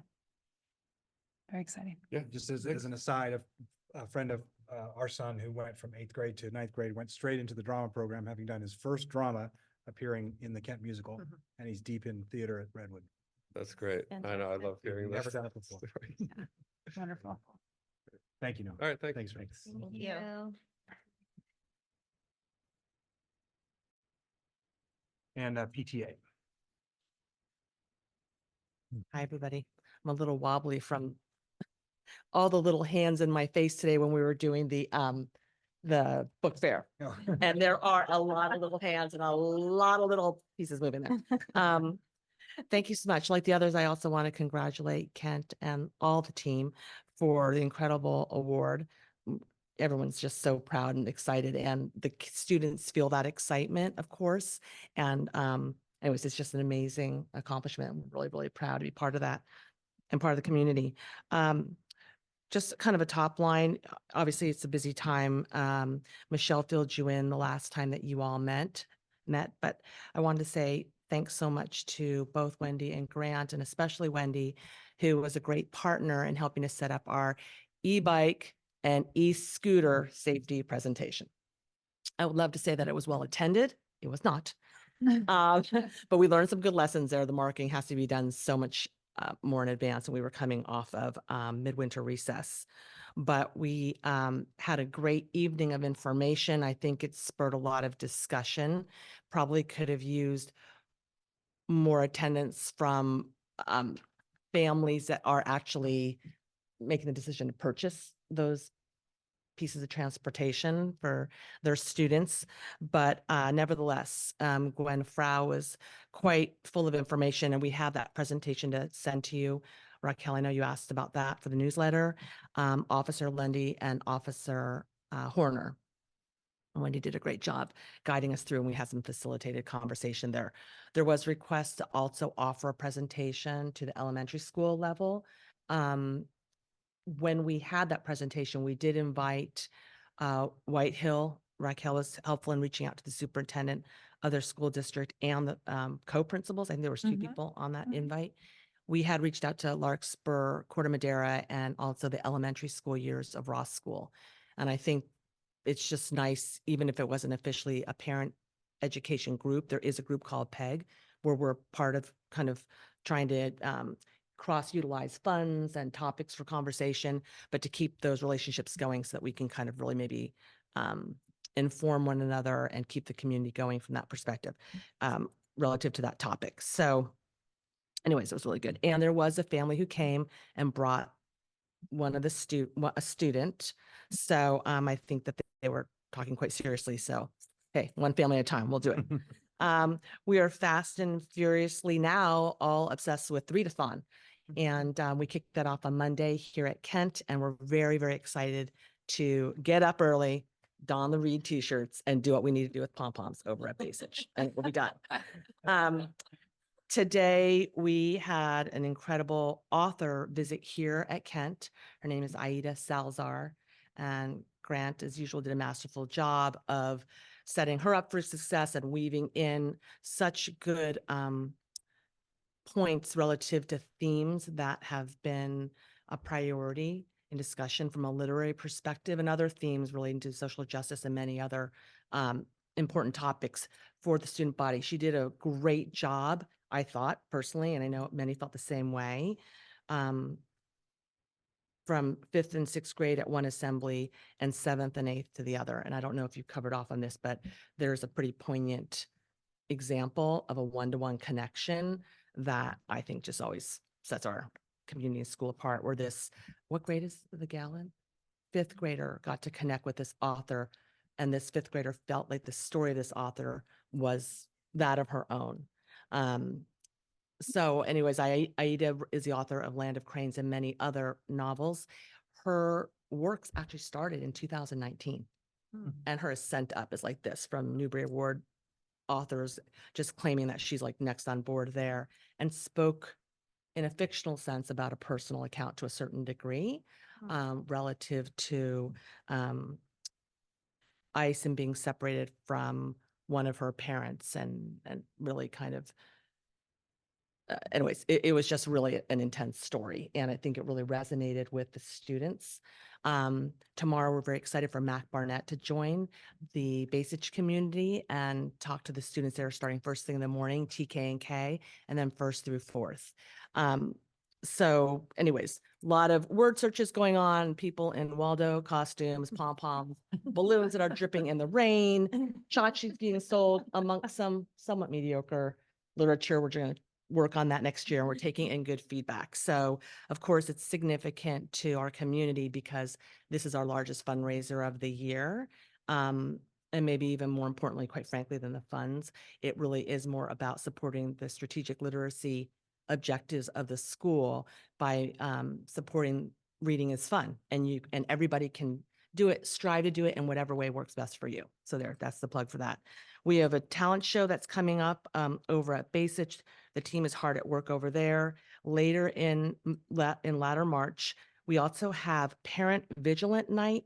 That's set for March 26th here at the Kent Library. That is when the police task force comes in, and folks can register to do the one-to-one training on the iPads to go deeper into some of the apps and some of the social media. We'll advertise, market that more as time progresses over the next 2 weeks. Maker Fair over at Basich, can't be beat. Build, Engineer, Invent Junior for TKK. And then later on, following a couple weeks later, it will be for first through fourth grade, and that's in partnership with Lawrence Hall of Science. Fifth and sixth grade game night here, a tradition annually, will be coming up in April. And then the huge grand finale in May, Teacher Appreciation Week, with an all staff luncheon. So this is why my hair's been in a ponytail for about 9 years straight. Why you probably see me in this outfit. I think I wore this last time I was here, but that's all I have for you. Thank you so much. Thank you. Yeah, so funny. Excellent. So shall we move into the district updates, Raquel? Yes. Okay, so just give me a minute. I have a very, very brief presentation, but two topics that I want to touch on, and then I'll hand it over to our site administrators to give brief updates about sites. And then before we go for break, Michael will provide an overview of the second interim. So I can't believe we're in March, but we are here, and there's a lot going around that this book fair. The kids are just loving it. I think they just like to get stuff, so needless to say, but I really did appreciate the board and I getting the opportunity to acknowledge Kent and their Distinguished Schools Award. I appreciated what Warren said related to this is something for Kent to celebrate, but we also want to acknowledge that our kids are coming to Kent from Basich, right? So there's foundations that are set there for our children to excel. So super grateful for that. There will be an event that happens in May that a team of us will be heading down to Southern California to celebrate. And so, so just super excited about that honor.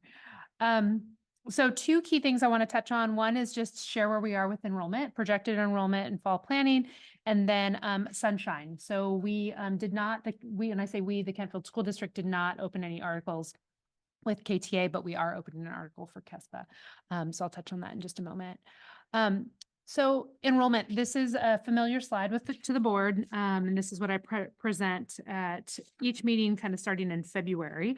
For context, I'm meeting monthly with our registration team, Jeannie Sellers and Lynn Bartha, and just hearing kind of updates on where we are with enrollment and what changes are happening.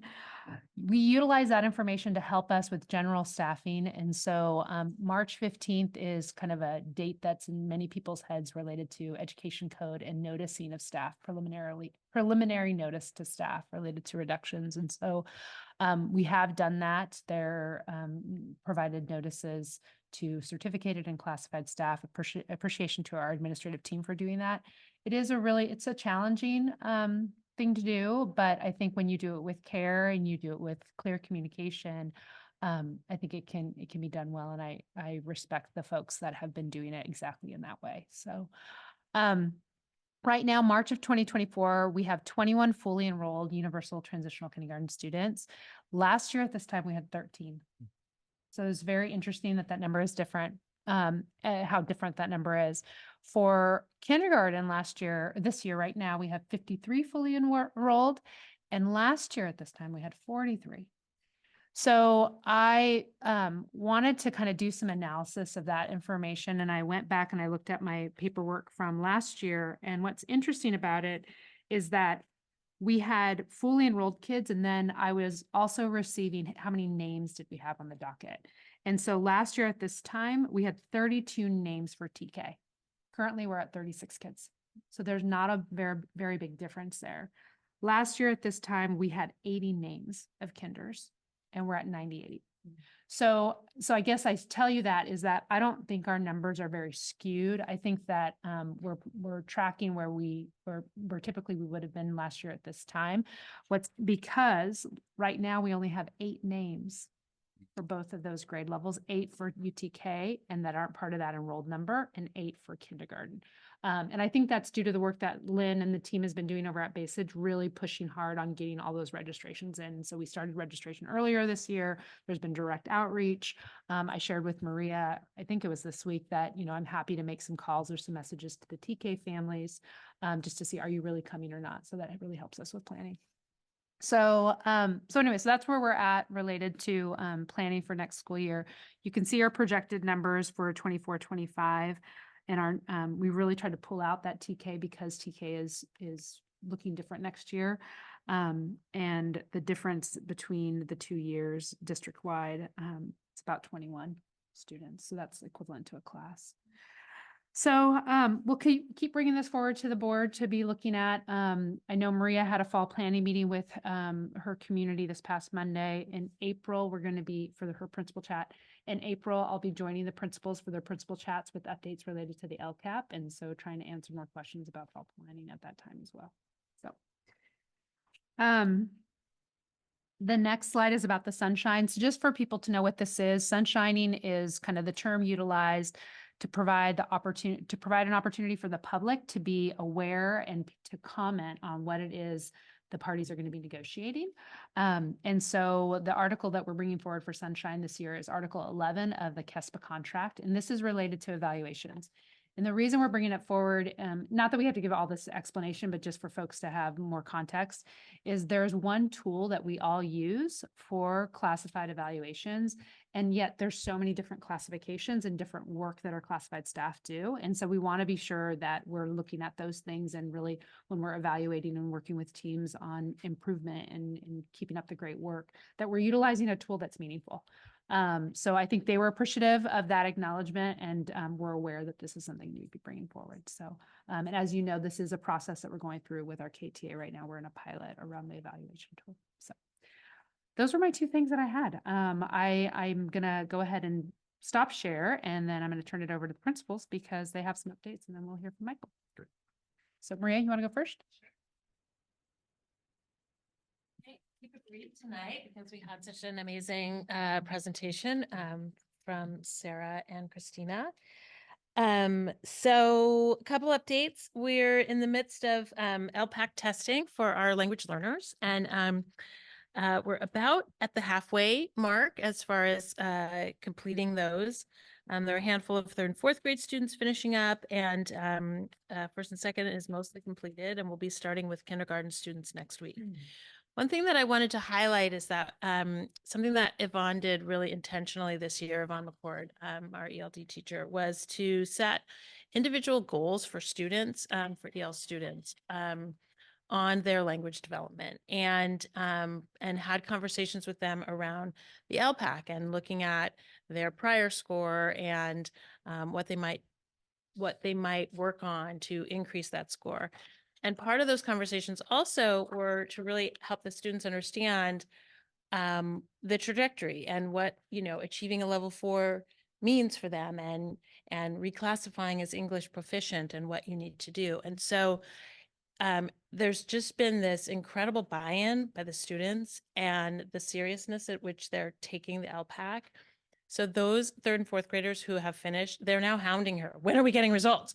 You know, because they're really excited about and to see their progress. And so there's a lot of excitement and anticipation for those results. And part of this came out of, there were a group of third graders last year who took it and just really didn't take it very seriously. There was a lot of, you know, that you have some options around taking certain components in a group setting or in a one-on-one setting.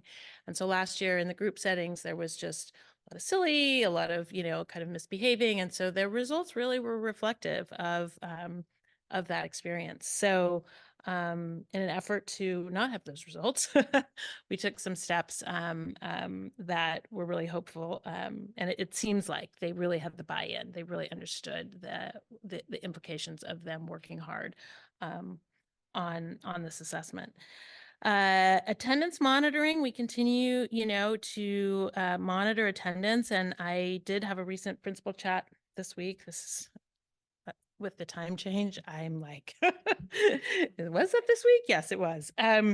It was yesterday. So I had a principal chat yesterday, and I reported that there's some really positive news. It felt like to me that attendance has gotten worse, and so I'm like, you know, why am I feeling that way? And so really just diving into the data, and the data shows that we're doing much better.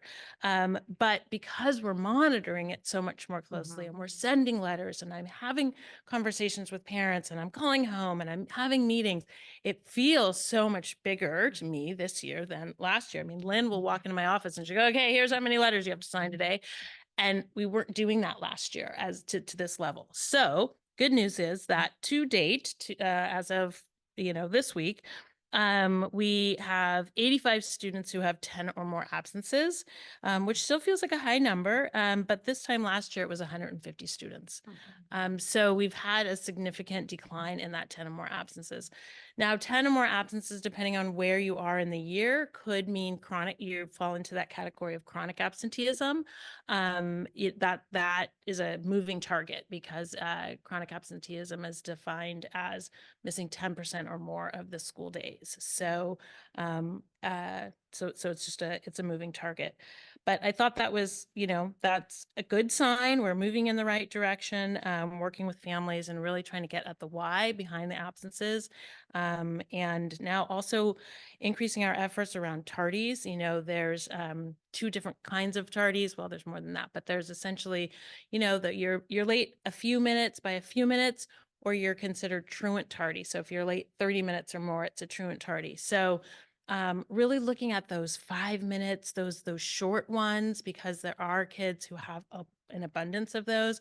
So that's kind of our next thing, because we don't want those to turn into absences. We don't want them to have a negative impact on their learning. So, so I'm glad that the numbers are going down, and it seems like part of it is the efforts that we're taking.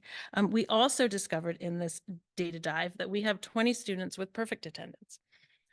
Which maybe doesn't seem like a lot out of 540 students, but 20 students have never missed a day of school. And we thought, well, you know, I send all these letters, like, you know, telling people that their kids have been absent a lot and we need to work on it. And so how can we celebrate these kids? So we are preparing certificates for them, and I'm going to announce them at one of our Friday assemblies and give them a certificate just in recognition. And just a little anecdote, there's one student in particular who actually was reclassified. He was part of our reclassification ceremony that we had this year, and he's on the list of perfect attendance. And you know, I see him at lunch all the time. And in fact, we have this little thing because towards the end of lunch, he's always like kind of trying to leave the quad, and like he always said, oh, I need my water bottle, or I need my sweatshirt or something. And so I saw him the other day. I'm like, okay, where are we going? Really? There's like 2 more minutes, right? Like, do you really need your water bottle? He's like, no, I need to get the baskets. We forgot the baskets. I'm like, okay. And they said, by the way, congratulations. You know, you're one of only 20 students with perfect attendance, and which means, you know, you've never missed a day of school. And he looks at me and he's like, well, yeah, I love school. And it just like warmed my heart. And now I'm like, okay, I want to have interview 2 with him because I want to find out, like, why do you love school? Like, what are we doing? What are we doing right for you that's really working? And because he is part of a demographic that we were flagged for having excessive chronic absenteeism. And so what are we doing right for him that we might learn from to help us as we work with other students? So that was a fun story. Map growth, we administered in the winter. We're doing that deep data dive. Teachers have also been using the results of the winter assessment to form new WIN groups, and our reading intervention groups with Katie Knopf are often, that's a big source of data for connecting kids to that intervention. So that has been super supportive. We're excited about readathon, and we had a really fun kickoff assembly last week. Raquel even came to help support because one of our teachers was the Base Bear, and so then we needed coverage for her class, and it was just fun, and it was just a great way for us to like come together and start the day celebrating books. Teachers were sharing with kids their favorite book and why it was their favorite book, and so you had from picture books and, you know, longer novels that teachers were sharing, and we raffled off some Mac Barnett books. That's the author that's coming to visit. So KSPTA purchased enough books for us to raffle off to one student at each grade level, and we did that. It was super fun. So we're really excited about tomorrow. We're going to be wearing our pajamas and bringing stuffies in some cases. We have a bookmark contest and the author visits and lots of just fun celebration of reading. So yeah, so we're really looking forward to it and appreciate all the efforts of KSBTA to bring this amazing day to us. Some kind of fun special student things that are happening in the classrooms and beyond are the first grade Marsh unit has begun that you may or may not be familiar with. So this is a PBL unit, project-based learning unit, that was created by 2 former Base teachers who have since retired. But who still are connected to our schools and support us in many ways.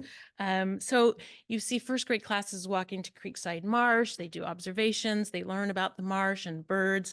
I was in a first grade classroom today during part of their Wild Care classroom visit. So Wild Care comes and they connected to the marsh unit. So they were teaching them about wetlands and things, you know, adaptations and how the marsh can act as a like a sieve or to filter out toxins and things, and how that's supportive of the animals that find their food there, and that the marsh is like a nursery. And so, and then I was in another classroom later that had that wild care presentation already, and the amazing like academic language and the hands going up, some of our, you know, EL students being able to explain why a marsh is like a nursery. So it's just such engaging hands-on learning, and so that's just a fun time of year. Second grade is going on a farm day field trip this week on Thursday, also supported by our superintendent who gets to join them. And this is part of their consumers and producers unit that they learn about. And so there's 2 components of it. There's a farm day at the Civic Center, and then there's a farmer's market, which happens to be in a separate location that day. So they where they get to be consumers, so that each student gets $7 and they get to make decisions about what they're going to buy. So that's fun, culmination of that unit for them. Noah mentioned the 3rd and 4th grade drama unit that just started, which has been great. So the 3rd graders had drama in the fall, but the 4th graders did not. So for the 3rd graders, it's round 2, and for the 4th graders, it's their first time with this current provider. And of course, fourth grade is all abuzz because the the final planning for the Gold Country trip, which is in April 25th and 26th, is coming up. So we had our parent information night about that trip, and students are super excited, and the staff is doing an amazing job of planning that trip. On the kind of academic side, just a quick nugget that we have two third grade classes that have launched into a Sunday Essentials pilot, which is actually connected to what Noah had mentioned, that one of the things that KIC supported was some funds, some literacy funds for our site. And one of the ways in which we use those funds was to purchase Sunday Essentials. This is a research-based multisensory phonics instruction program that is meant to for the whole class. So it's not an intervention tool. It's 20 minutes a day, daily lessons. So two classrooms in third grade they've started it, they've launched it, they're doing it, using it every day, and they're doing it in place of our the sit and spelling program, which we have used for many, many years. That's really kind of outdated, and we've been wanting to move away from it for a while. So we're excited about these results, and the fourth grade will also be, a couple classrooms will also be starting the pilot with this program as well. Professional development, this Friday on our non-student day, we are, another thing that the KIC grant is supporting is our expansion of the DIBBLS M-Class assessment tool. So our ELA committee piloted this at the beginning of the year, and now we're going school-wide with it. So we will all be trained, and this is a assessment tool. It's a battery of like short 1-minute fluency and reading assessments that can be used for universal screening, benchmark assessments, and progress monitoring in kindergarten through 8th grade, really, but we're obviously using it kindergarten through 4th. It has a component where there's reports and groupings and lessons and activities that the teachers can use based on the results for particular students. So, and this is moving us away from the Fontes and Pinnell reading assessments that we have used, which are not aligned with science of reading and research. So these are just two examples of this shift that we're making from balanced literacy to structured literacy. And, these things do come with a cost and time. And so we really appreciate the support of KIC and the board. And Raquel is always willing to help me find ways to implement the things that we think are supportive of our efforts. So that's all I have for tonight. Thank you for mentioning the thing about monitoring attendance. That's great to hear. And it sounds like it's really working. And I love that you're celebrating the perfect attendance kits. It's a good way to turn that on its head. Yeah. And I can't wait to hear about the second interview. Yeah. I love that. I will report back. I will definitely report back. Yes. Oh, it was because of his second grade teacher that he loves school. There you go. Yes, yeah. But he is part of a group of kids who, like, they're really passionate about soccer, and they play soccer before school, and you see them at recess, and then you go in the classroom and they're connected and engaged in that space too. So I know he's not just excited about coming to school because of soccer, because you can do that outside of school. But he works hard and he's here every day. And I just think he's a model that we can really learn from. Great. Yeah. Thank you. Thank you.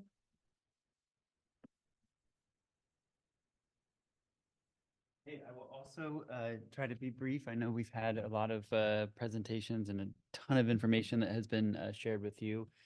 I'd like to start by just acknowledging the appreciations shared with regard to the Distinguished School designation. And I'd like to just share a few words of appreciation myself. The school board has been wildly supportive of Kent Middle School. I've shared with many that the 2024 designation just feels really significant to our team in the wake of the COVID-19 pandemic, and being able to be established as a distinguished school so close on the heels of a time that really just dismantled education as we knew it. This board has been wildly supportive of both Basage and Kent as we've worked to rebuild our schools. And it's frequent that we hear the question, how can the board support? How can we contribute in ways that are going to help you build a school that aligns with the vision that you have for student success? And so I do very much want to appreciate this school board for the support in getting us there. Raquel has been very supportive as our superintendent, also asking those types of questions, being willing to think outside of the box as we've envisioned different programs for kids and different way of looking at intervention and social emotional supports, and supporting a lot of the transition to big initiatives that we've had over the past few years. Wendy's been the most exceptional administrator that I've ever had the pleasure of working with at a school site. And I remarked with her the very day that we learned this, that it's hard to imagine that this could have happened without her incredible support of many things that we've done at the school. And so I just want to say, Wendy, thank you so much for everything that you've done. While KIC and our KSBTA representatives are still here, I truly meant what I've said in a number of settings, that KIC, a foundation that contributes over $1 million a year, our schools would not be recognizable without your support. So it's very simple for me to say that without the support of KIC, there's no way that this would have been possible, because we wouldn't be able to be as creative as we are with the way that funds come in and support different programs at our school. So I hope that our KIC donors feel like this is in part due to their incredible generosity to our school. And I love that you're looking at marketing. That's right. And KSPTA is also so incredibly supportive of program. And we've really championed with our kids this week about the many ways that KSPTA has supports the kind of materials that they get their hands on, like supporting the readathon, it's supporting this volunteerism, it's supporting the materials that kids get to have in their hands at our schools. And so we just so appreciate our KSBTA partners, the many volunteers. Deb, you're here all the time, and we appreciate that. And I really want to give special appreciation to our Basage team, our administrative team, our teachers. The results that our students achieve at Kent Middle School is only because of the incredible foundation that's built in those foundational years of a child's education. So it has started in TK for many of these kids, certainly in kindergarten for a lot of them. And it's just been a really, transformational part of my career to come to a district like this and to see how well prepared our kids are for middle school. And then we get to meet them where they are and move forward. And I would also like to say, our certificated staff as well as our classified staff have each played a role in this as well. And so while KTA is no longer in the building, we've celebrated our teachers in many ways. And I just want to say to KESPA and our KESPA leadership and Gretchen, the support staff are instrumental in helping our schools run and helping our children get the kind of caring adult relationships across the campus that support them in doing their best in their classrooms. And each piece of this puzzle contributes to create the schools that we have. And the last thing I'll say about that is, for years, the Distinguished School Award was something that school districts really had to plan for and apply for. And there were teams of people that collected data and wrote report after report after report and asked for this designation. In 2020, it changed that the state of California was applying equal metrics across all schools in the state. And they reached out to us this year to let us know that we've established the criteria to be named a California Distinguished School.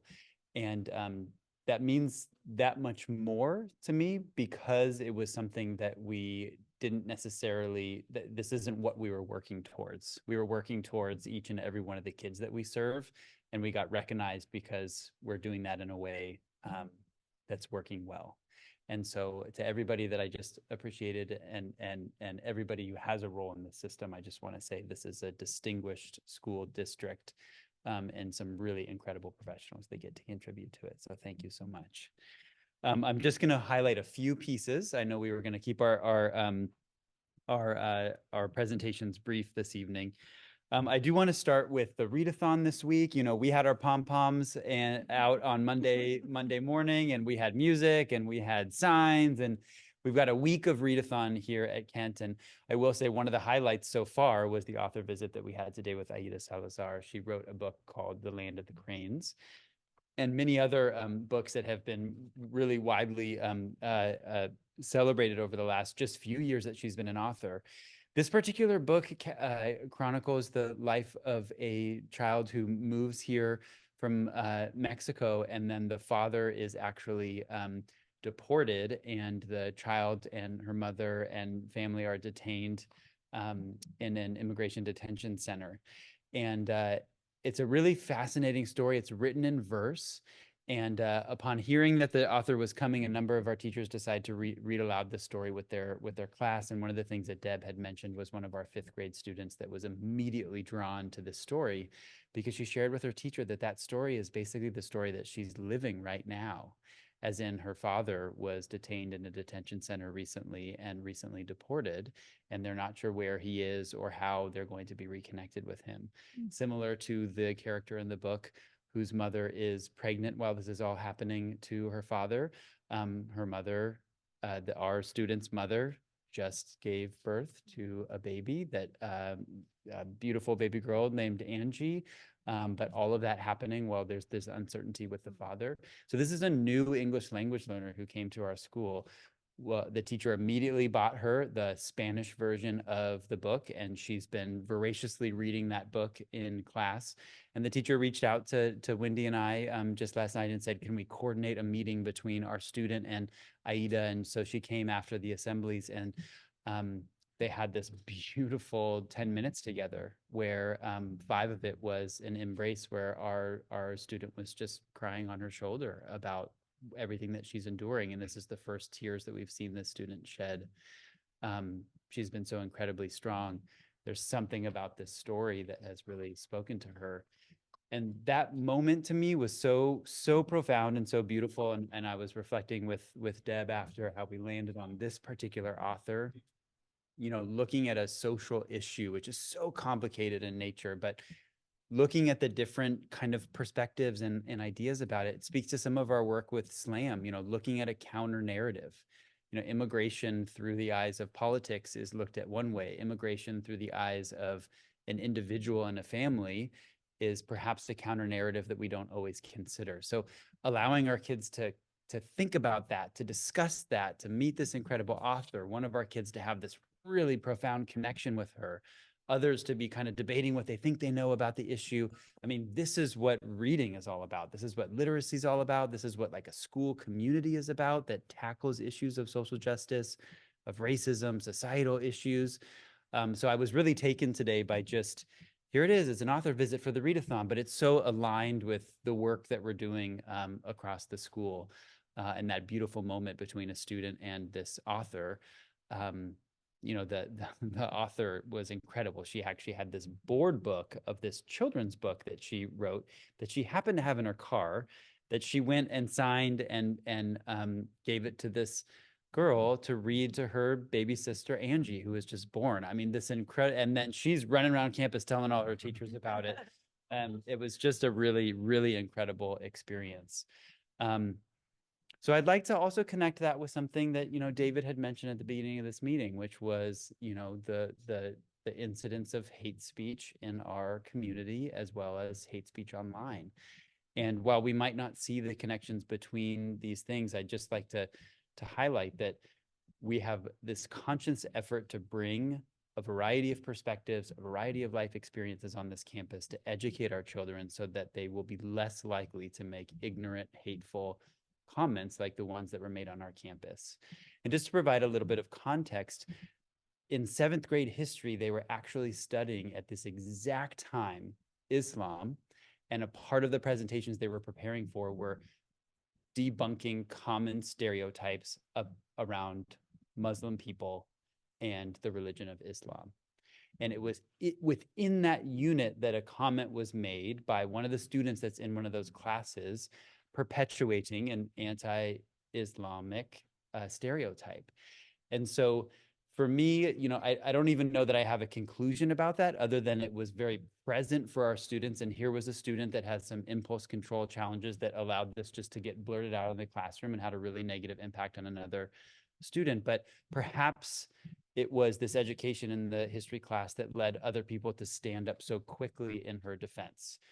Perhaps it was those experiences in history classes that led students to understand just how serious those comments were. Perhaps it was some of the teachings of SLAM around a counter narrative, around how to stand up to hate speech, that led to our school being able to respond in the way that we did. I don't have answers. I don't know what the right answers are in these situations. We take each situation as it comes and try to respond to the best of our ability. I will say that we have felt that communications to our community have been done in the right way at the right times. This is something we were really wrestling with our KSD Equity and Inclusion Committee, is like, when do you communicate around these types of things? Unfortunately, they happen, and we don't want to desensitize people to them and to stop having them read the messages, because they're really important. And I will say in this one, we almost immediately heard from parents that started looking at their kids' social media accounts, actually learned about some kids that were following some of these social media accounts, and parents taking that permission to say, okay, there is no just blind trust and privacy on devices. And so each parent that opted to take a more active stance is one more ally that we have to try to dismantle the ways in which children communicate with each other online, and some of these terrible, anonymous social media accounts that are just designed to hurt people. So nowhere in there is an answer to this, but we are on a path to figuring out a more just school and a way to kind of teach children to help them grow through these situations and recognize that this is a safe place for all identities at our school.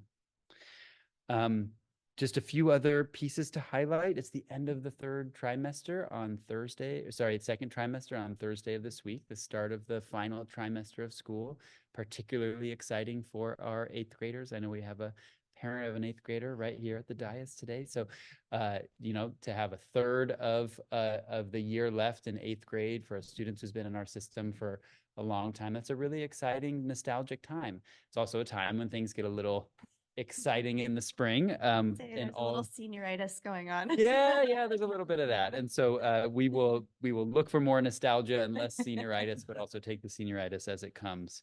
But that trimester 3 is an exciting time for students in all grades to have a successful conclusion to their year this year, and look what comes ahead, whether that's the next grade level or whether that's high school. We have a professional development day on Friday, where we're going to be concluding work that we've started across this entire year with Marzano Research Group. Now, Marzano's not going to be with us on Friday. We've kind of had this gradual release of responsibility, where we started with a day that was fully facilitated by our professional developer. And each day that we worked with her, we had kind of more and more released responsibility to teachers to be working with the tools and developing the feedback mechanisms. And so on Friday, Wendy and I will be facilitating with department groups, but it's really going to be department chairs that are leading their teams to finalize some of the resources they've been working to develop across this year with regard to standards-based feedback. We do have Superstar Health coming in our 8th grade to be teaching sexuality education in the month of April.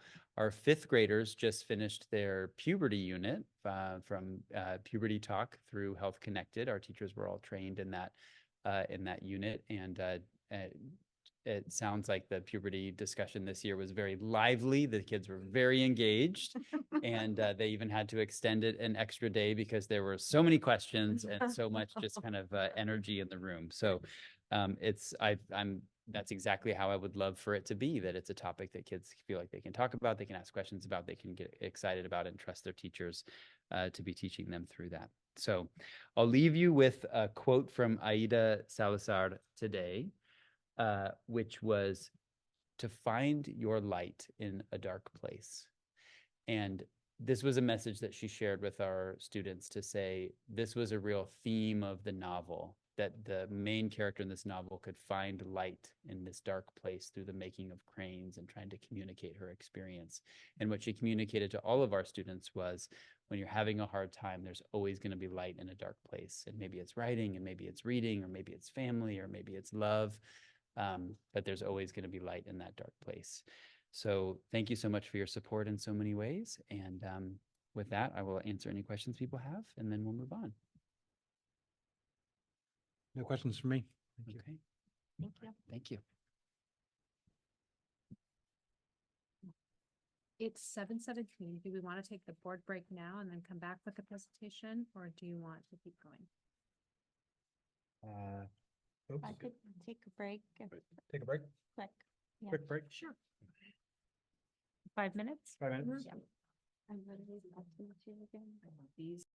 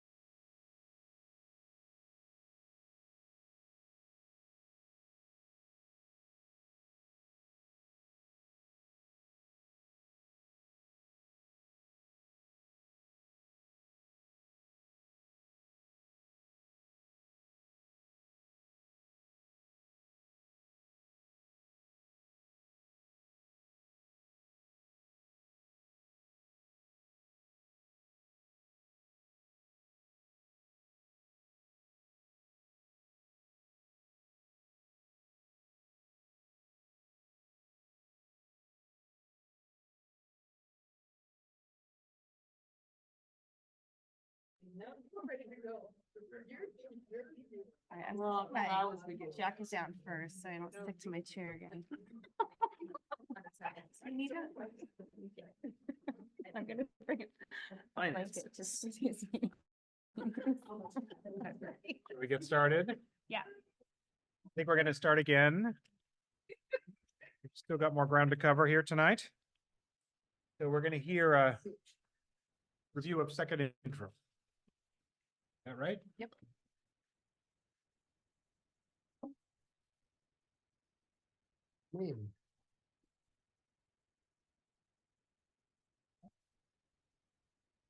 Right, so our second interim is due to the county office on Friday. Report also includes all adjustments that we make as of today. Since we have a 9 months actuals, we make a lot of adjustments for our budget. We make the adjustments based on our actuals because we have only 3 months left. It gave us a good indication. So we are hoping that when we close the books, what we have on the budget will not be that far for our ending balance.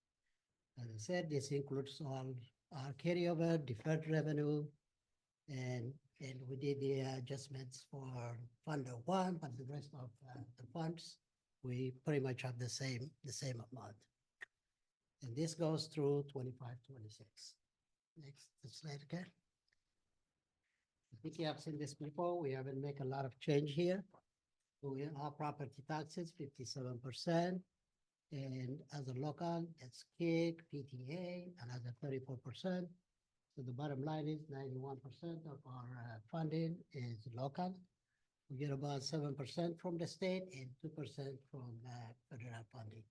Again, from the state, that 7% includes the money that we don't see for our stars on behalf, which is about $885,000. So basically, our funding between 91 to 94% comes from our local revenue.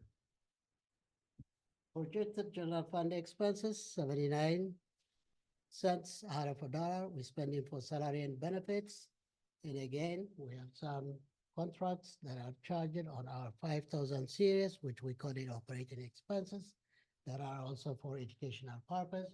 If we put that back to the employee salary and benefits, that 79 cents will be a little higher. Spend about 4% for books and 17% for operating expenses. Next. Yeah. Right, this will be the overview. Picnic fund balance. Again, on most of property tax, as the first interim was 12.6, and you don't see that much differences going to our second interim. We have a slight decrease on our local property, and this is the reason for that is the go blank. Ross Valley Charter School. So for Ross Valley Charter School, their funding is increasing a little bit, and it comes from our property tax. So because they have a little more attendance this time, their funding goes up by $21,000. So that $19,000 is mostly the charter school. The state of California, we are in the second interim, we show $122,000. And this is for the Prop 28. We haven't budgeted on first interim. We added a budget, which is $128,000 in this interim. And the home to school funding, this is a reimbursement for our home to school transportation. And we haven't budgeted that on our first interim or the budget adoption. So we put another $53,000 home to school funding. And UPTK, the Universal Preschool. Sorry, I'm stumbling today. I don't know why.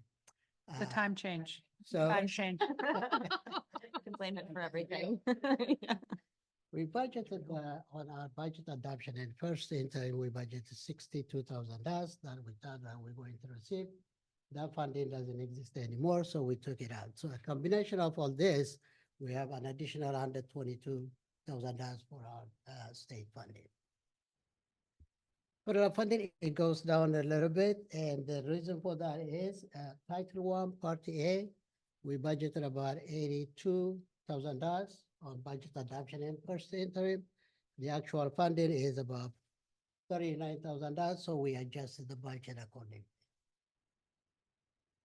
Local property tax, parcel tax, donations, it goes up by $137,000. And what we did for the second interim is we budgeted the interest revenue that we are getting. We try to budget every revenue or every expenses that we are getting so that our budget will be in line with the actuals. So we budgeted $36,000 for our interest. And PTA gave us another $20,000 grant that's included in here. And for our facility rent, we adjusted the budget also. Originally, we budgeted about $122,000, that we see an extra $60,000. So we included in the budget. And we did a minor adjustments for our special ed funding based on the county office estimates. So that total line up to be $137,000. So the general fund overall, we see a difference of $199,000, close to $200,000. The next slide again. So these are pretty much what I have been saying. Home to school again, $53,000. Art and music, that's about 28. $127,000. Interest 36. Facility rent income 62, and PTA adjustment $20,000.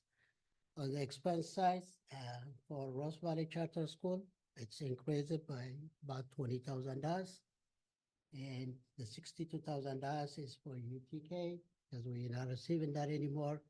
And also, we included our KSD negotiation amount for both salary and benefits, $176,000 here.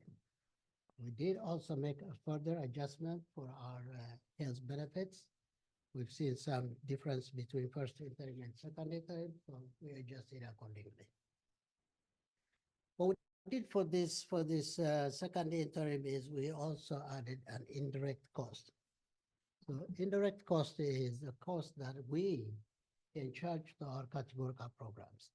And the cost is for doing business, meaning for running payroll, or running the AP purchase, or facility, or renting, all that stuff.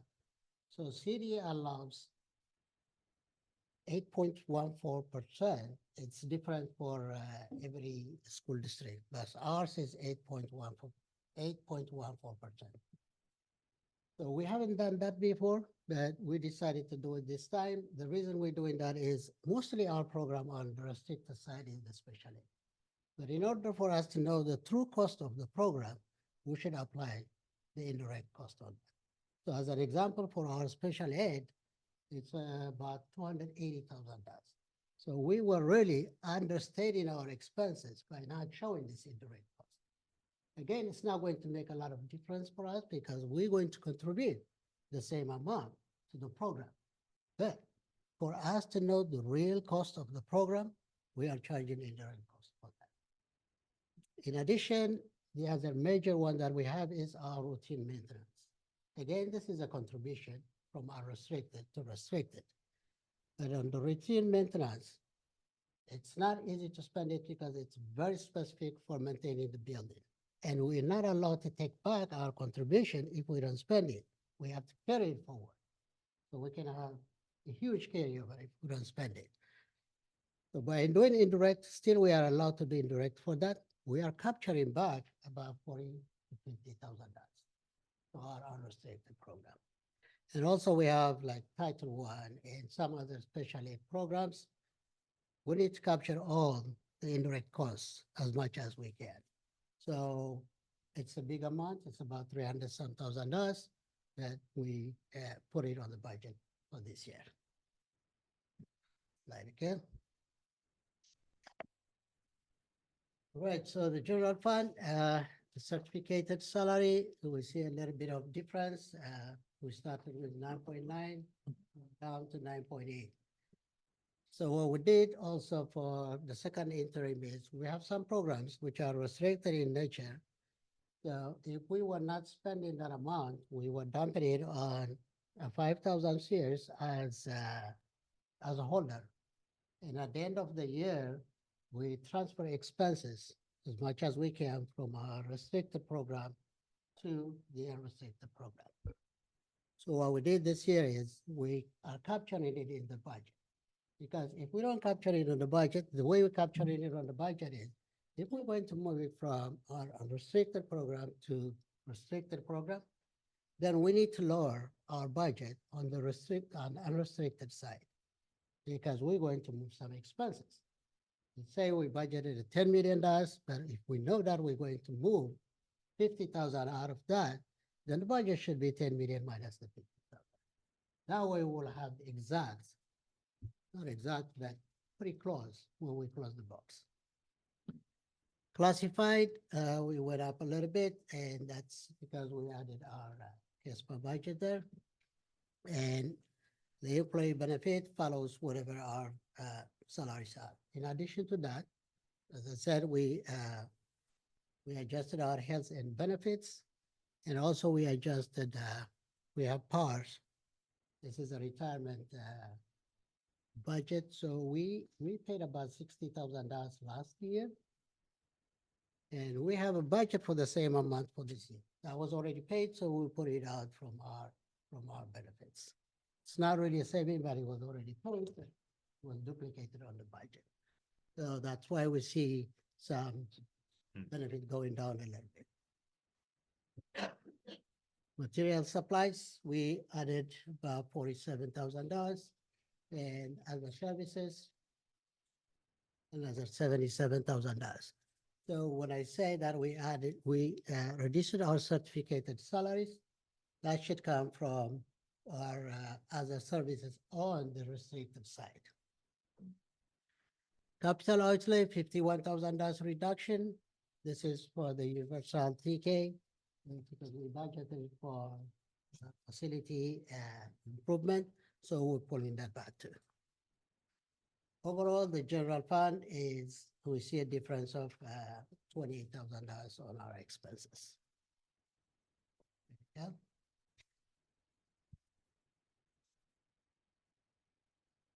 These are our assumptions for our multi-year projection. This is pretty much the same like what we have before. The only thing is the property tax growth now is 3.6. We were talking about 3.37, but the February comes out to be a little higher. And we expected it to be a little more higher, but our budget is 3.6% growth.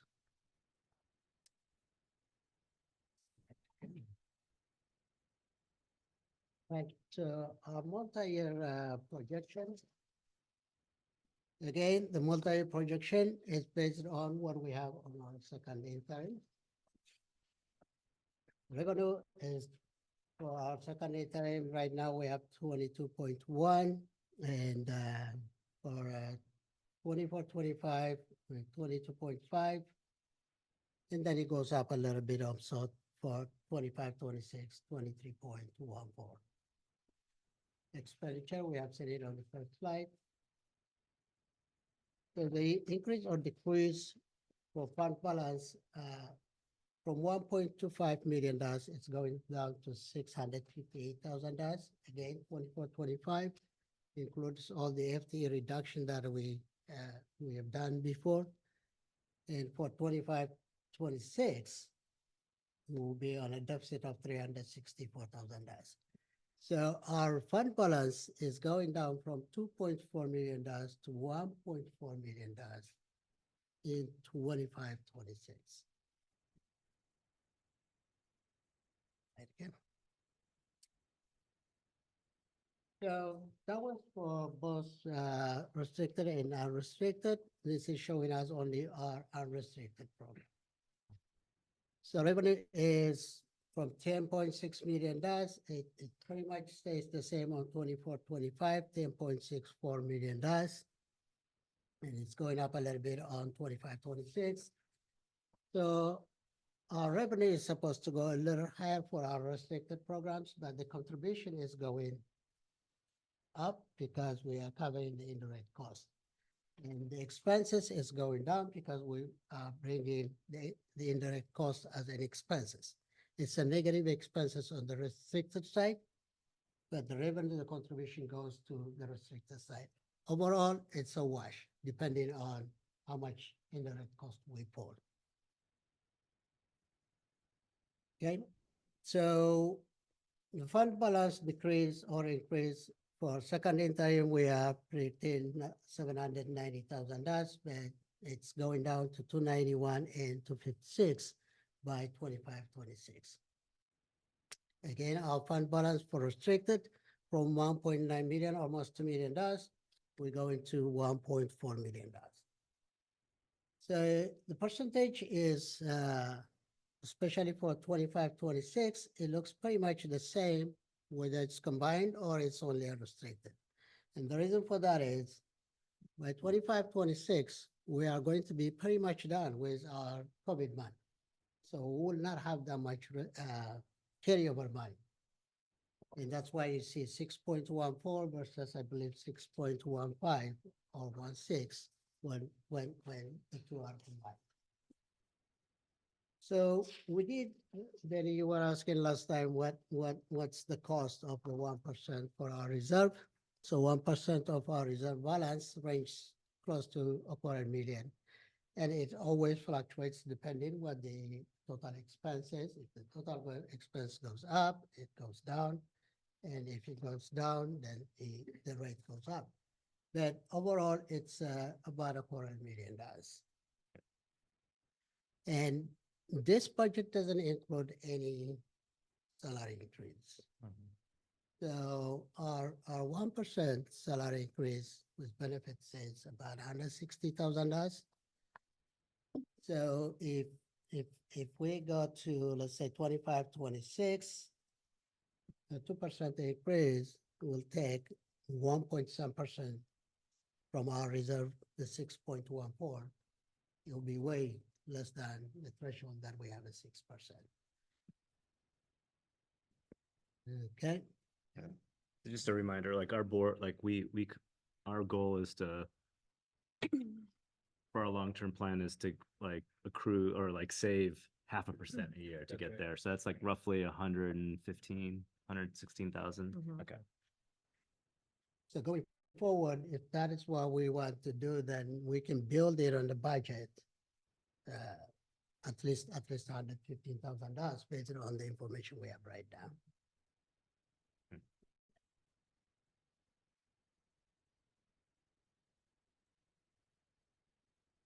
Okay. This is the fund balance again. This is both restricted and unrestricted. For 23-24, it's 10.5% ending fund balance, but on 25-26, like I was saying, we are only 6.16%.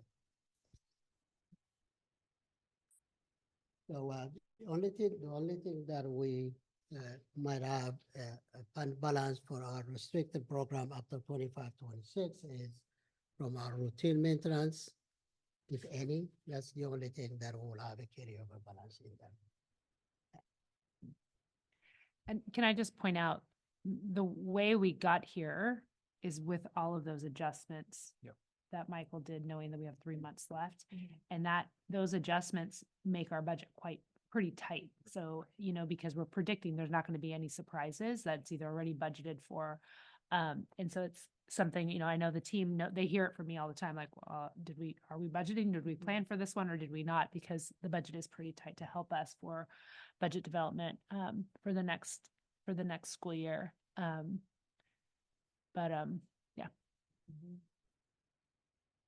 Couple of things, if I could. Having it tighter makes it make a lot more sense to me because we don't have these big swings that are inexplicable in the last part of the month. Last part of the year. So I definitely appreciate that. You mentioned the STRS and PERS held back on behalf of as part of the 17 cents from the state. Can you say that some different way? So the state, so STRS on behalf. Yep. We have our contribution for STARS, Right. employer and employee contribution. What happens is for STARS, they have this liability going forward. And they used to keep it on their side. But a while ago, they decided that the districts also have to share whatever the liability would be. So what they did is they do the calculation and every year they will tell us, okay, our share is $885,000. This is a liability. So what they told us to do is they want us to show it on our books, both as an expense and as a revenue, but we don't get a dime for that. Right. It's just a wash. So if we take that $885,000 from our state revenue, we're not really getting a 7%. Right. It's less than 7%.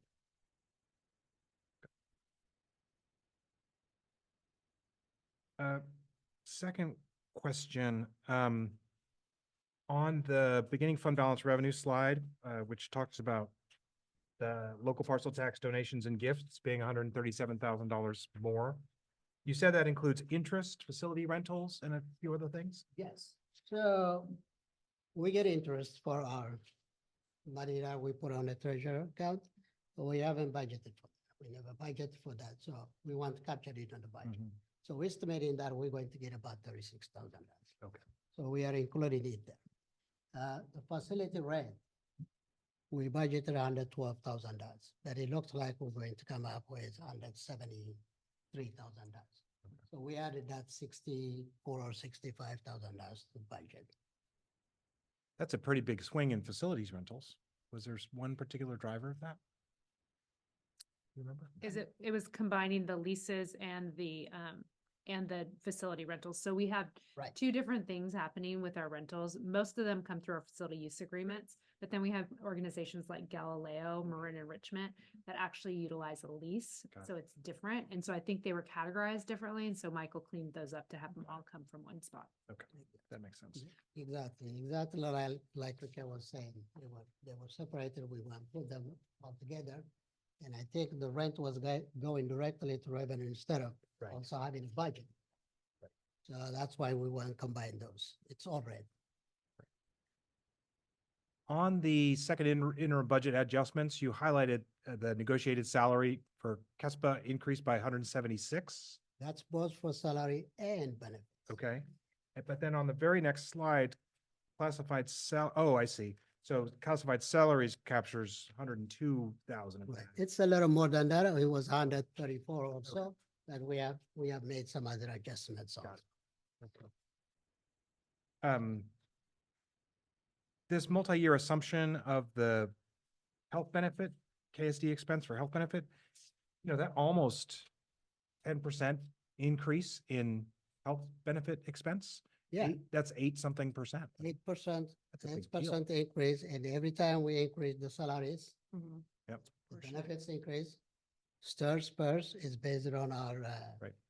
our salaries, so there'll be always a little bit of increase. Yeah. But the health benefit by itself, we're expecting to get at least 8% increase every year. Right. And per our contract, as you know, it's up to 10%. So looking at the multi-year projection for expenses, I noticed the expenditures are relatively flat. But it seems to me like there are a number of things that are increasing, like the 8% increase in health benefits or the, X% increase in whatever, step and column, all that other kind of stuff that's already built in there. What you mentioned about the reductions in the FTE, that sort of happening for multiple years, right? Right. Is there anything else going on in that line item that I'm missing? It seems like there's a So, lot of increase. We have some carryover money from the COVID mitigation.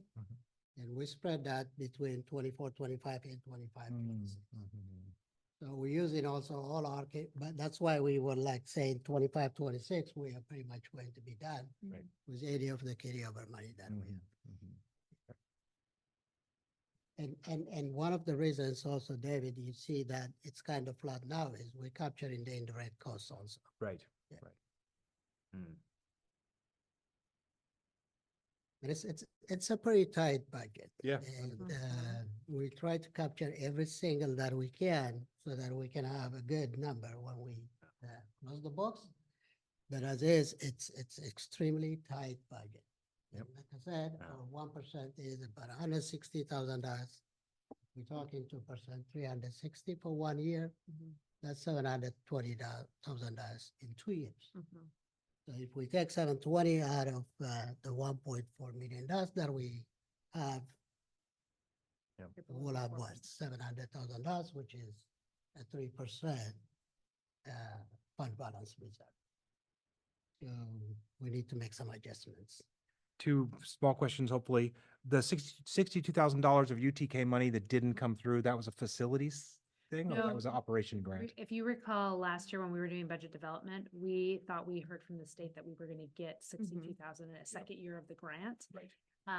It hadn't showed up yet, so Michael said, I'm gonna contact and find out where it is, and what we learned is that That number's been disconnected. And that amount doesn't affect anything. The reason I'm saying that is we budgeted both revenue and expenses as a placeholder. We haven't spent a dime from that. Got it. So it doesn't make any difference for our fund balance. And my last question, I noticed the enrollment projection being 999, being under 1,000 enrollment or ADA somehow changes our reserve requirement for the state. Is that correct? yeah, once we're below 1,000, it's a 4% requirement. 4% state requirement. Yeah, from, the state. 4%. Thank you. So Michael, just summary is, we're spending more than we make over the next 3 years. This year's like a $1.2 million overall budget. And so, I mean, the only way you can make that up is more revenue, right? And so I guess my question is, a couple of questions, is just like that property tax, like that 3.6, you're just kind of saying that's in perpetuity. Is that the estimate that you're using? Yeah. Okay. We're using 3.6. We're expecting that it will go up a little bit, but right now we're using only 3.6. Okay. Okay. And then on the expenditure side, I mean, I know it's not a large amount, but just in terms of the other column, it went up like 75 grand. Do you know what that is? And does that continue to,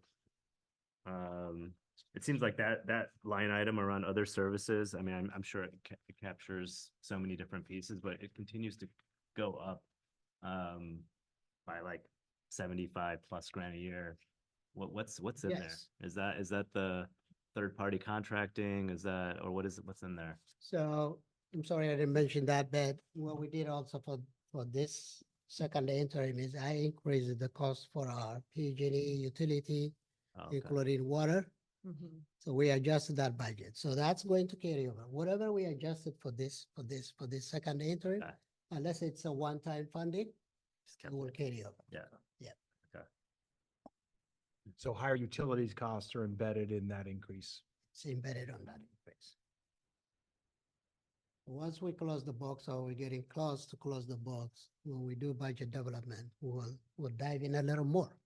We'll have a little better numbers than this. Any questions? No. Okay, can you go back to the unrestricted only? This one? That he was saying, so. I think the restricted portion is fine if we get the money. Right. That's that work out program. Yeah, but that line, yeah. To see for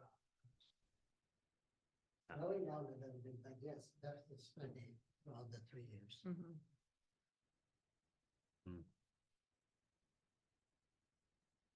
And again, it's really tight budget. I think what I'd like to say is it's a tight budget, but I also think it's really clear. Oh, it is. Yeah. And I think part of that is due to Michael and his expertise and what he's brought forward to this board and to our community, and his ability to be able to explain this in ways in which I think we can like really take it in.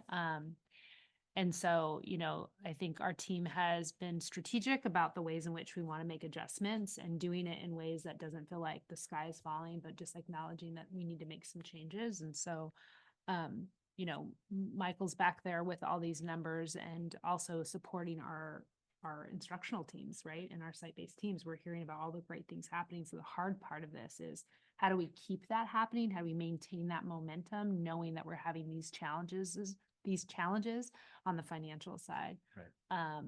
And, you know, just to name the elephant, we're walking right into negotiations, right? So, so that we'll be with Kick tomorrow night, sharing the same presentation. And we've shared the first interim, not second interim, with the KSPTA, with DLAC. And I did get the chance to be with the Basage team. I've not had a chance to be with the Kent team, scheduled. I haven't reached out to say a set of time. But that is something that, you know, we're going to be meeting with KTA next week. And so we can talk about a day that I can go. Maybe offer a KTA meeting, a general KTA meeting that anybody could come to. So yeah, so I mean, I want to acknowledge the work that Michael's done, to really get underneath this. Cause I hope that our team, like, I feel like you all really understand this too, you know, because it's been in your faces. We've talked about it a lot, and it's just Michael's ability to make it in a way for us to all take it in. Yeah, to make it so much more precise and so much more clear at the same time is a huge advantage and asset to us. So thank you very much. I know it's a lot of work. Thank you, Michael. Thank you. Thank you.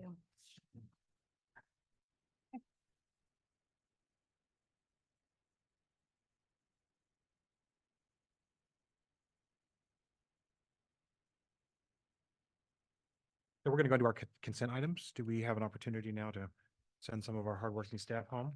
You're more than welcome to stay, but there's nothing new you're.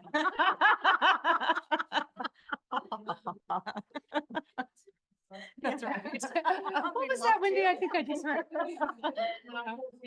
That's right.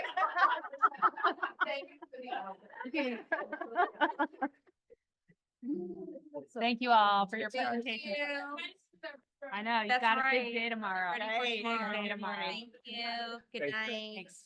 Bye. Thank you. And Virginia, thanks to your team for all the insight tonight. That was really useful. Yeah, Great. it was really great. Yeah. Clearly have some great people on that staff. Mhm. Well done. Good Yeah. night. Thank you, Michael. Bye-bye. G. Bye, Michael. Thank you. Okay, so moving through our consent items, looking for a motion to approve the consent items under M. So moved. Trustee Irwin, looking for a second. Second.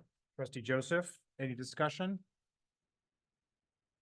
Any discussion or changes about former minutes or anything else that we are approving here in this consent section? Nope.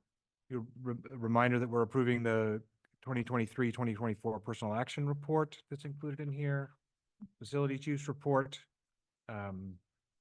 continuing with our current auditor on accounting. Any questions on those topics?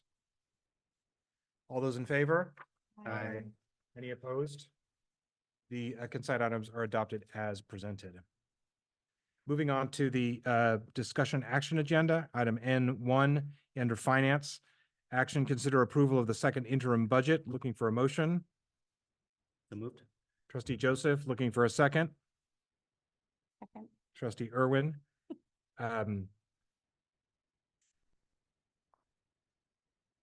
We've had so much discussion about this, but I think it merits reviewing that we are looking at a multi-year projection of deficit spending, that Michael has done an excellent job tightening up and making our budget so much more approachable and precise.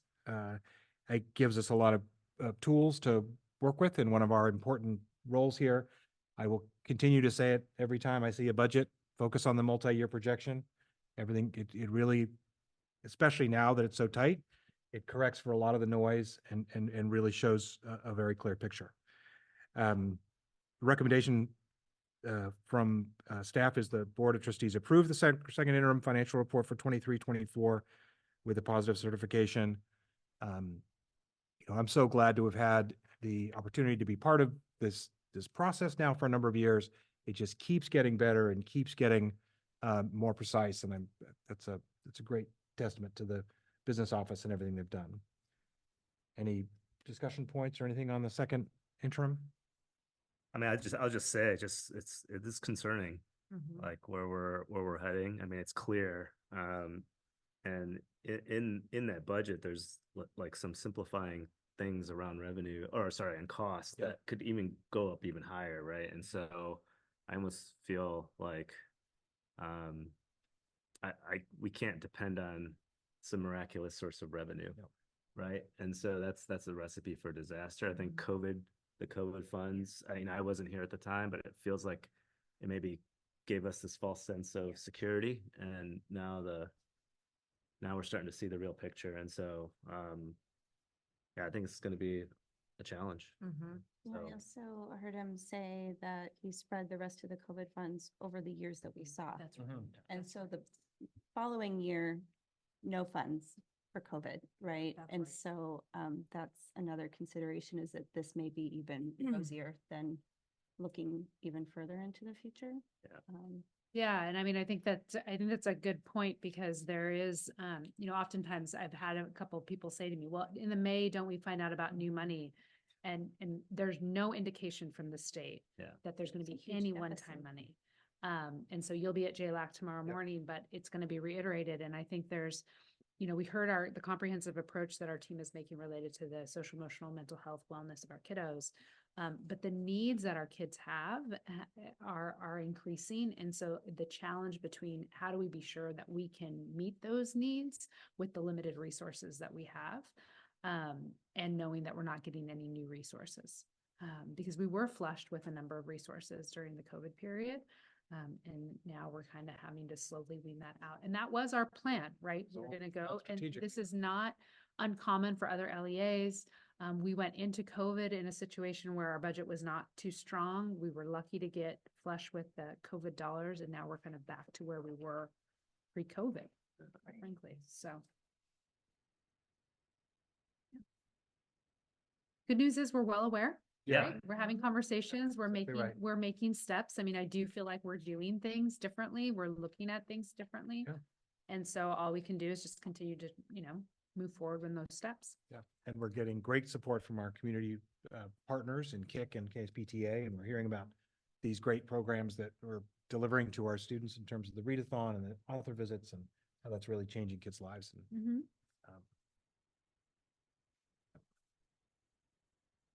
with that, are we ready to vote on approving the second interim? All those in favor? Aye. Any opposed?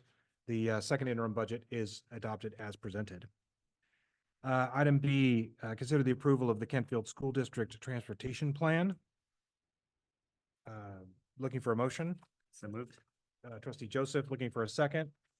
Second. Trustee Irwin. Staff recommends approval. Revenue will decrease expenses from the general fund. What are we looking at here? So this is an annual report that needs to be brought forward. This is new from last year. It's reimbursing what expenses we are already incurring. So this isn't any new revenue. And ultimately, we don't offer any home to school transportation. The only students that get transportation are our special education students.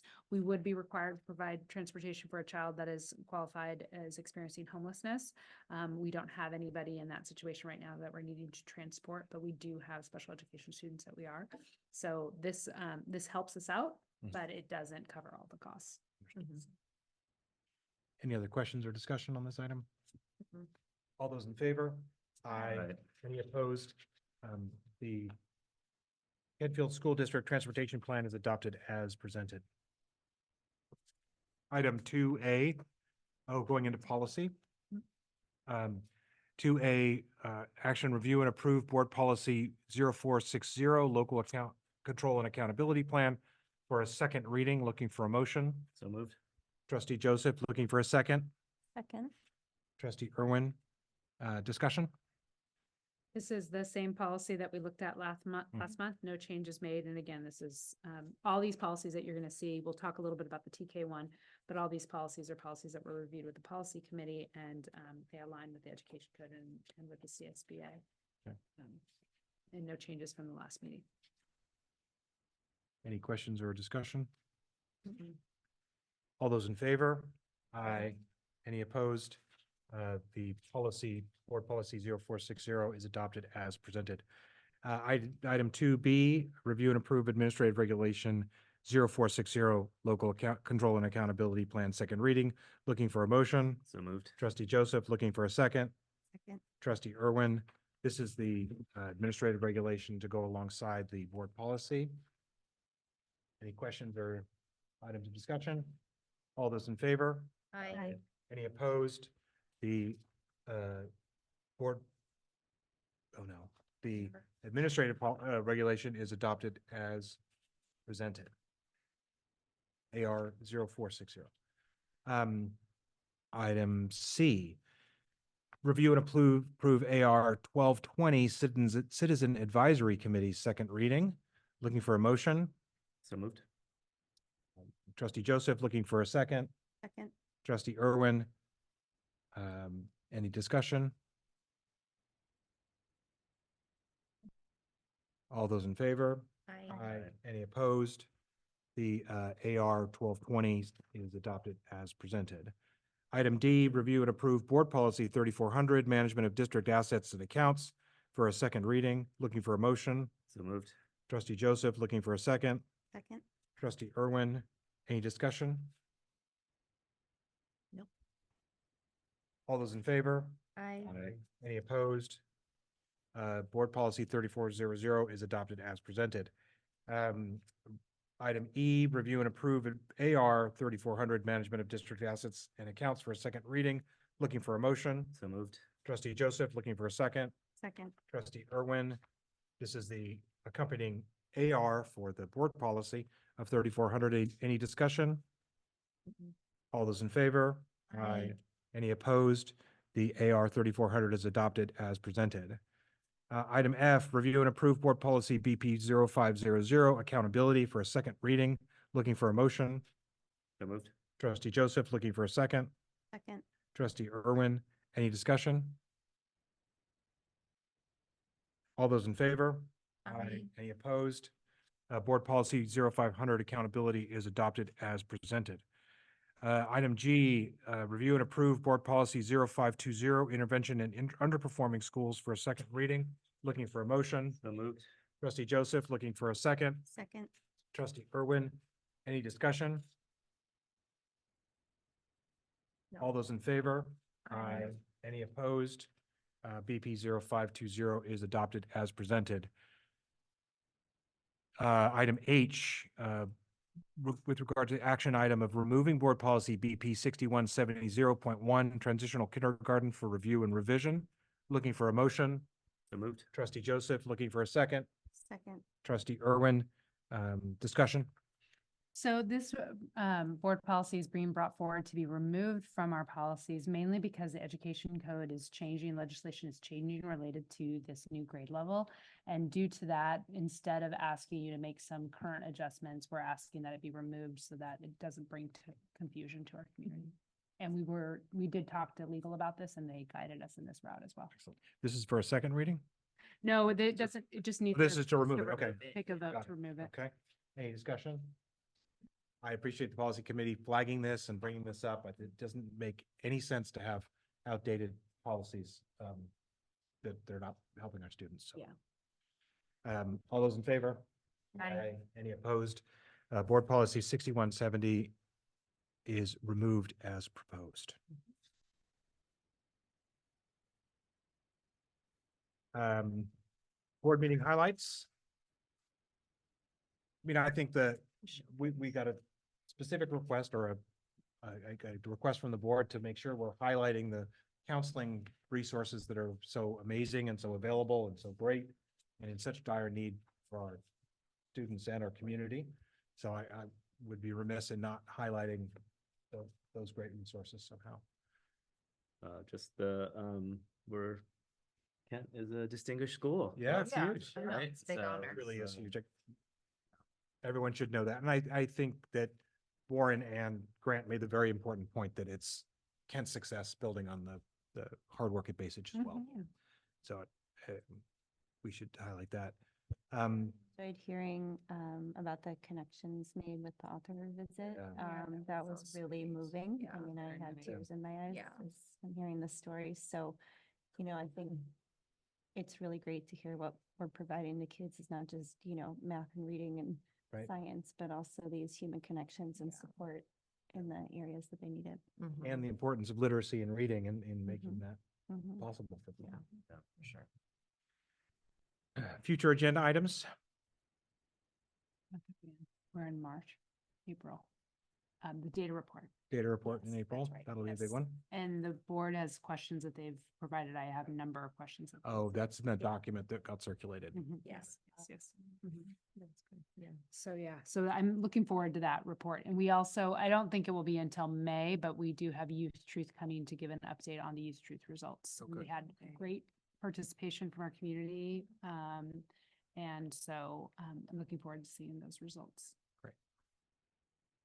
Any other future agenda items that people want to see, make sure we see? We have April, we have 2 in May, and then we have June, right? David, did you get back to that person who emailed us about the e-bikes? No, but a draft was provided to me today. Okay.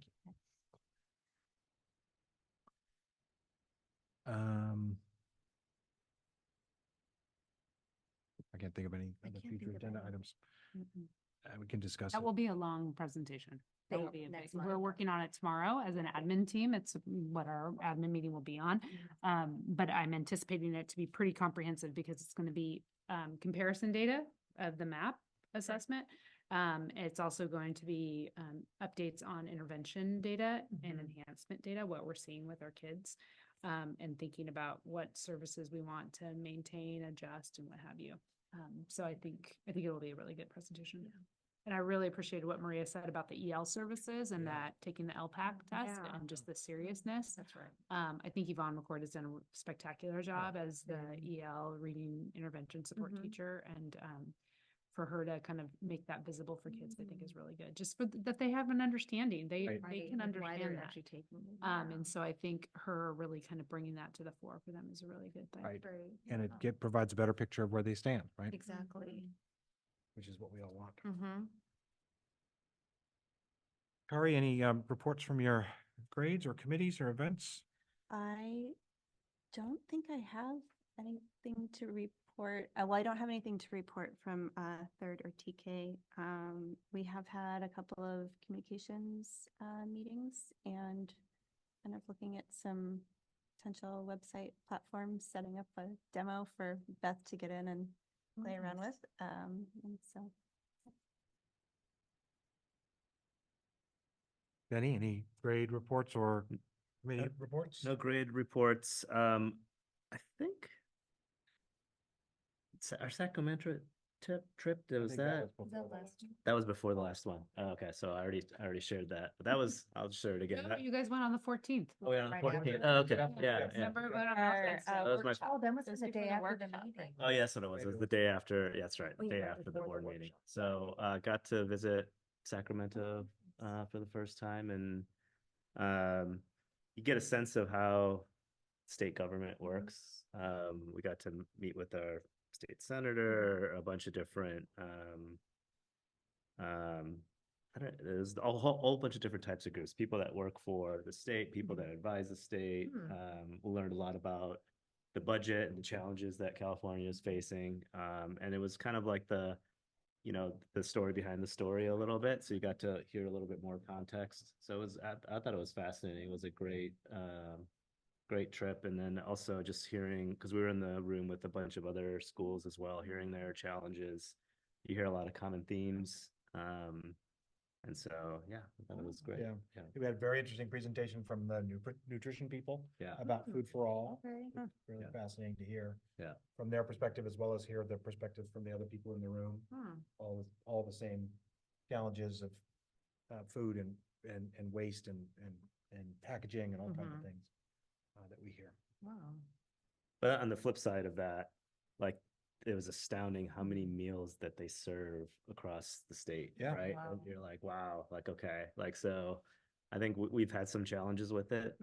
But if you look at it holistically, you're Right. like, okay, this is a good thing that's like, will take some time to perfect, but, yeah, it's a really big idea that Yeah, they're. it is. And it's trying to- making a big difference for a lot of people. Yeah. Yeah. That's right. And I think UTK is the same way, right? Mhm. We all have local challenges with it, and but in general, standardizing that preschool for everybody. Yeah. Did you have anything else that you wanted to? We had a finance subcommittee We did. as well, just going kind of the precursor to this budget meeting. So, or sorry, the second interim. So nothing new. Just it was good to hear perspectives from our community, some frustrations from the community, but we're making progress. I think they all acknowledge that we have something great here. We just got to figure out how to make it a little bit more sustainable. Yeah. I think we might see a letter from the subcommittee to the finance committee. Yeah. On the heels of the second interim, just highlighting some of the things that have come up. There'd be no surprises. Just all the same things we covered tonight. Right. I don't know if it was, I went to Sacramento as well, which was great. I did go to the 100th day of school. I don't know if that was before or after our last meeting, but we made Fruit Loop necklaces.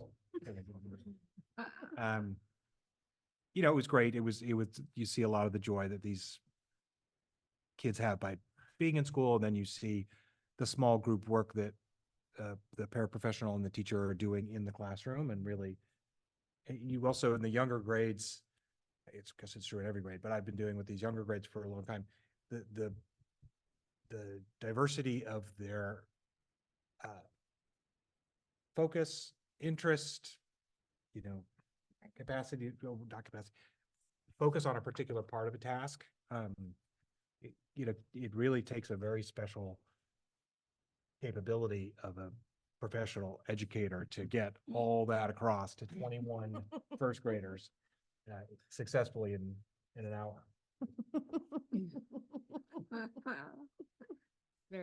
Anything from K and 7? Hey, Dave, a Oh, yeah. question for you. Have you heard anything recently about Project Home Key? I'm glad you brought that up. We had a meeting with the Community Action Group, Advisory Group, which is a quarterly stakeholder meeting that includes business owners in the area, representatives from police, sheriff, and Parks Department, because it's, as you may remember, it's a very convoluted place for coverage. There's different people have different law enforcement agencies. The facility is up and running. It's fully occupied. Staffing has been a challenge. There's been some turnover in the staffing, which is not unexpected in this industry and in this type of facility. What was very surprising to people was that there have been 47 calls for police service to that address in the last 3 months. Sometimes occupying as many as 2 officers from Central Marin Police Department for as much as an entire weekend. There are usually 3 officers covering all of Central Marin. The idea that 2 of them would be responding consistently, including 17 calls from 1 individual on the property on 1 weekend, when the staff in the facility was not there on hand. The police officer reported that it was completely unsustainable and shocking and outrageous, and he could not use any stronger words about how it is not an option for that kind of pressure on law enforcement locally to continue. He said, I would be frustrated if I lived in another community and I realized that 2/3 or half of my police officers were locked down in this one situation for a tremendous amount of their time. Wow. We have a follow-up meeting on March 22nd to see some sort of plans for how that's going to be helped. Unfortunately, this is a pattern that we've seen at other home key projects around the Bay Area, including a notorious one in Milpitas, which is quite a lot larger than the one here. But they had to advocate at the county level for additional law enforcement dollars because of the tremendous strain that it put on local law enforcement. If a situation like that continues to happen in a small community like this Central Marin community, where resources are so limited, it's going to have a big impact on law enforcement's ability to respond to other public safety issues. So we'll hear more on March 22nd. We're having an interim sort of makeup meeting. I did have a follow-up meeting with a couple of people, with 2 members of the Larkshore City Council. This is sort of their backyard and an area that they cover. Unfortunately, the city council was pretty much excluded from the negotiations, which were very much between the provider, Episcopal Community Services, and the county. So the Larkspur City Council really feels like they don't have any power here or any role here. I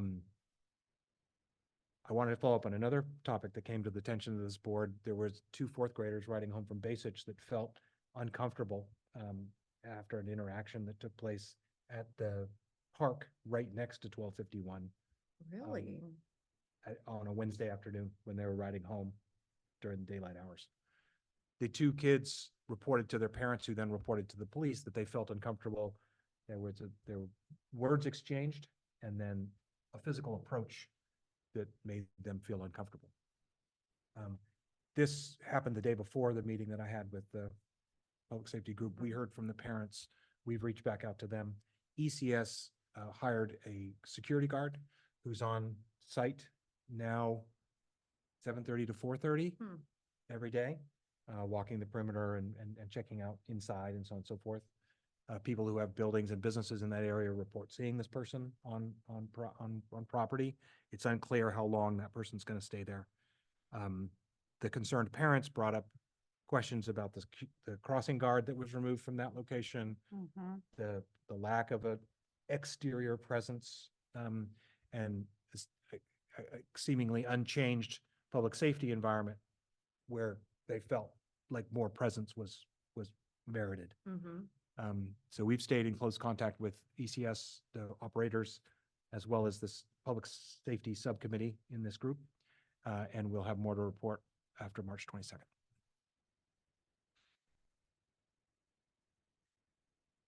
I had not heard any of that. Yeah, Thanks for none of sharing. that. Thank you. Any updates? I attended the equity and inclusion meeting. I don't know when. This is maybe a week ago, 2 weeks. Yeah, maybe 2 weeks ago. So that was a really good discussion.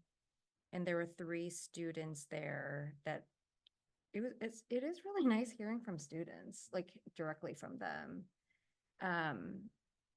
It was concerning that one of them was saying, I think, what grade?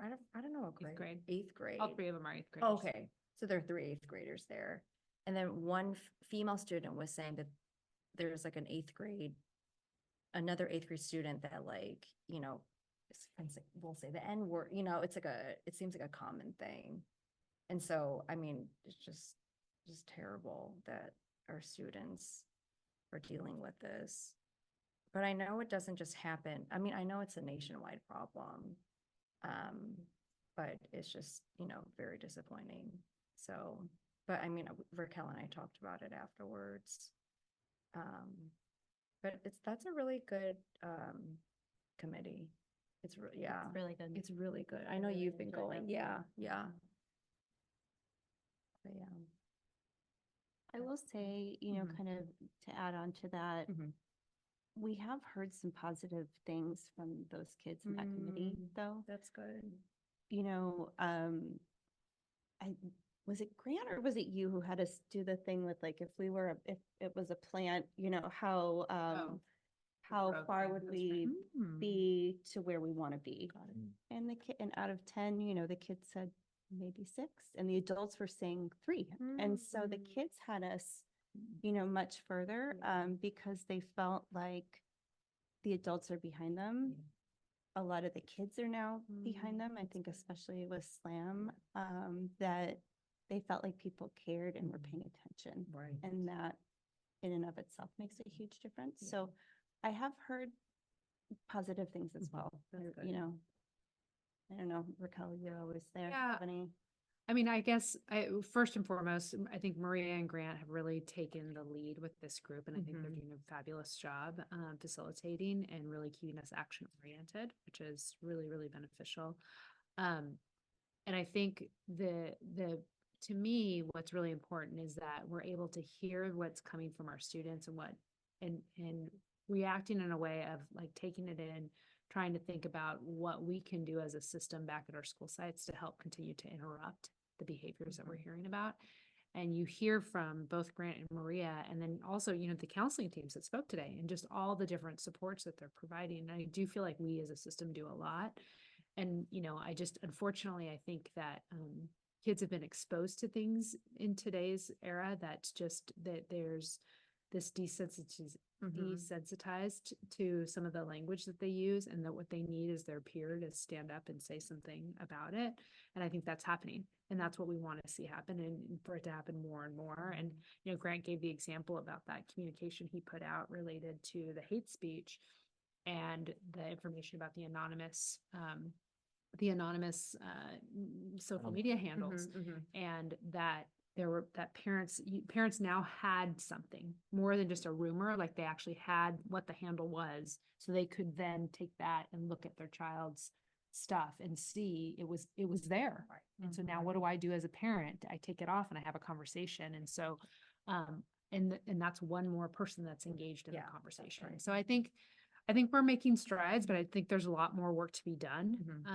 And I think what we're doing is we're out there doing the work, and I think that's something we should be proud of. But it is hard to hear. Yeah. It is hard to hear because these are really personalized stories. Yeah. But I think being empathetic to it and also being action oriented is where we're at, which is a good thing.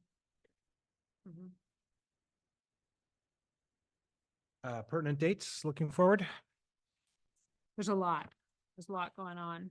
I do not see the calendar in my packet. Oh, no. Oh, it's on the very last Okay, page. yeah, got it. Sorry. The board meeting comes quickly, just for you guys to know. It'll come quick. April? Yeah. Oh, we have it before, before spring break. Yeah. So what happens is we have Kent's open house, the last week of March. And then we have, I got the Basage open house is that same week as the board meeting. I believe it's the Thursday night. Yes, it is. I don't see it listed here, and that's my bad for not catching that. But so the board meeting will be quick, and then we have spring recess, and then we have our first May meeting, board meeting that will be, and that one will be an important meeting related to enrollment and those kinds of pieces. So there's the 14th and the 28th. Yeah, they're 14th. And if we need to do another resolution for final reduction in force. And so we'll definitely know before then if we need to make any of those changes. So.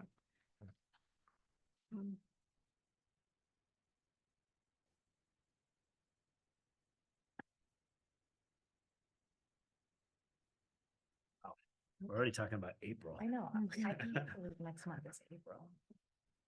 The school year's flying. It's going right. Any other pertinent dates that people are missing on this? No. I think it's good.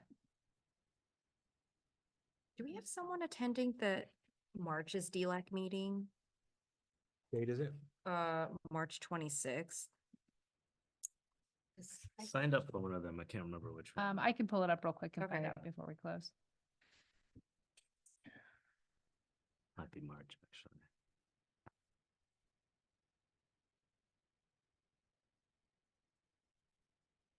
Yeah, April 4th is the Basage open house. Just for folks to have. Okay, Yeah, I'm attending the DLAC on the 26th. You're doing it. Okay. Okay. Okay, thank you, Benny. And we will be at Basage. That meeting. The DLAC on that day is at Basage. Yeah.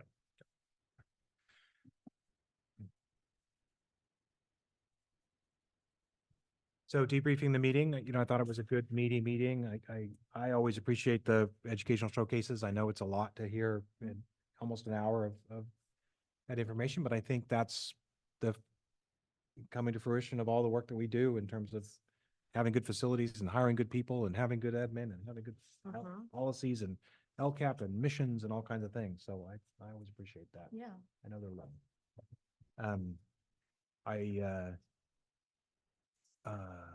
I appreciated the supportive words from the unions and from Grant about the Distinguished School Award, and I thought that went quite well.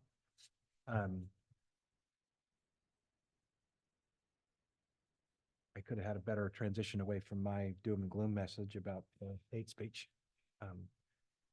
It was really important to say. I'm I think the really tone glad was that. great. Yeah, that I you- think it was great. Sort of like, Your and speech was moving on. really good. But it was good to have thank you for arranging the cakes and celebrations before. That was great. really I think nice. people felt appreciated.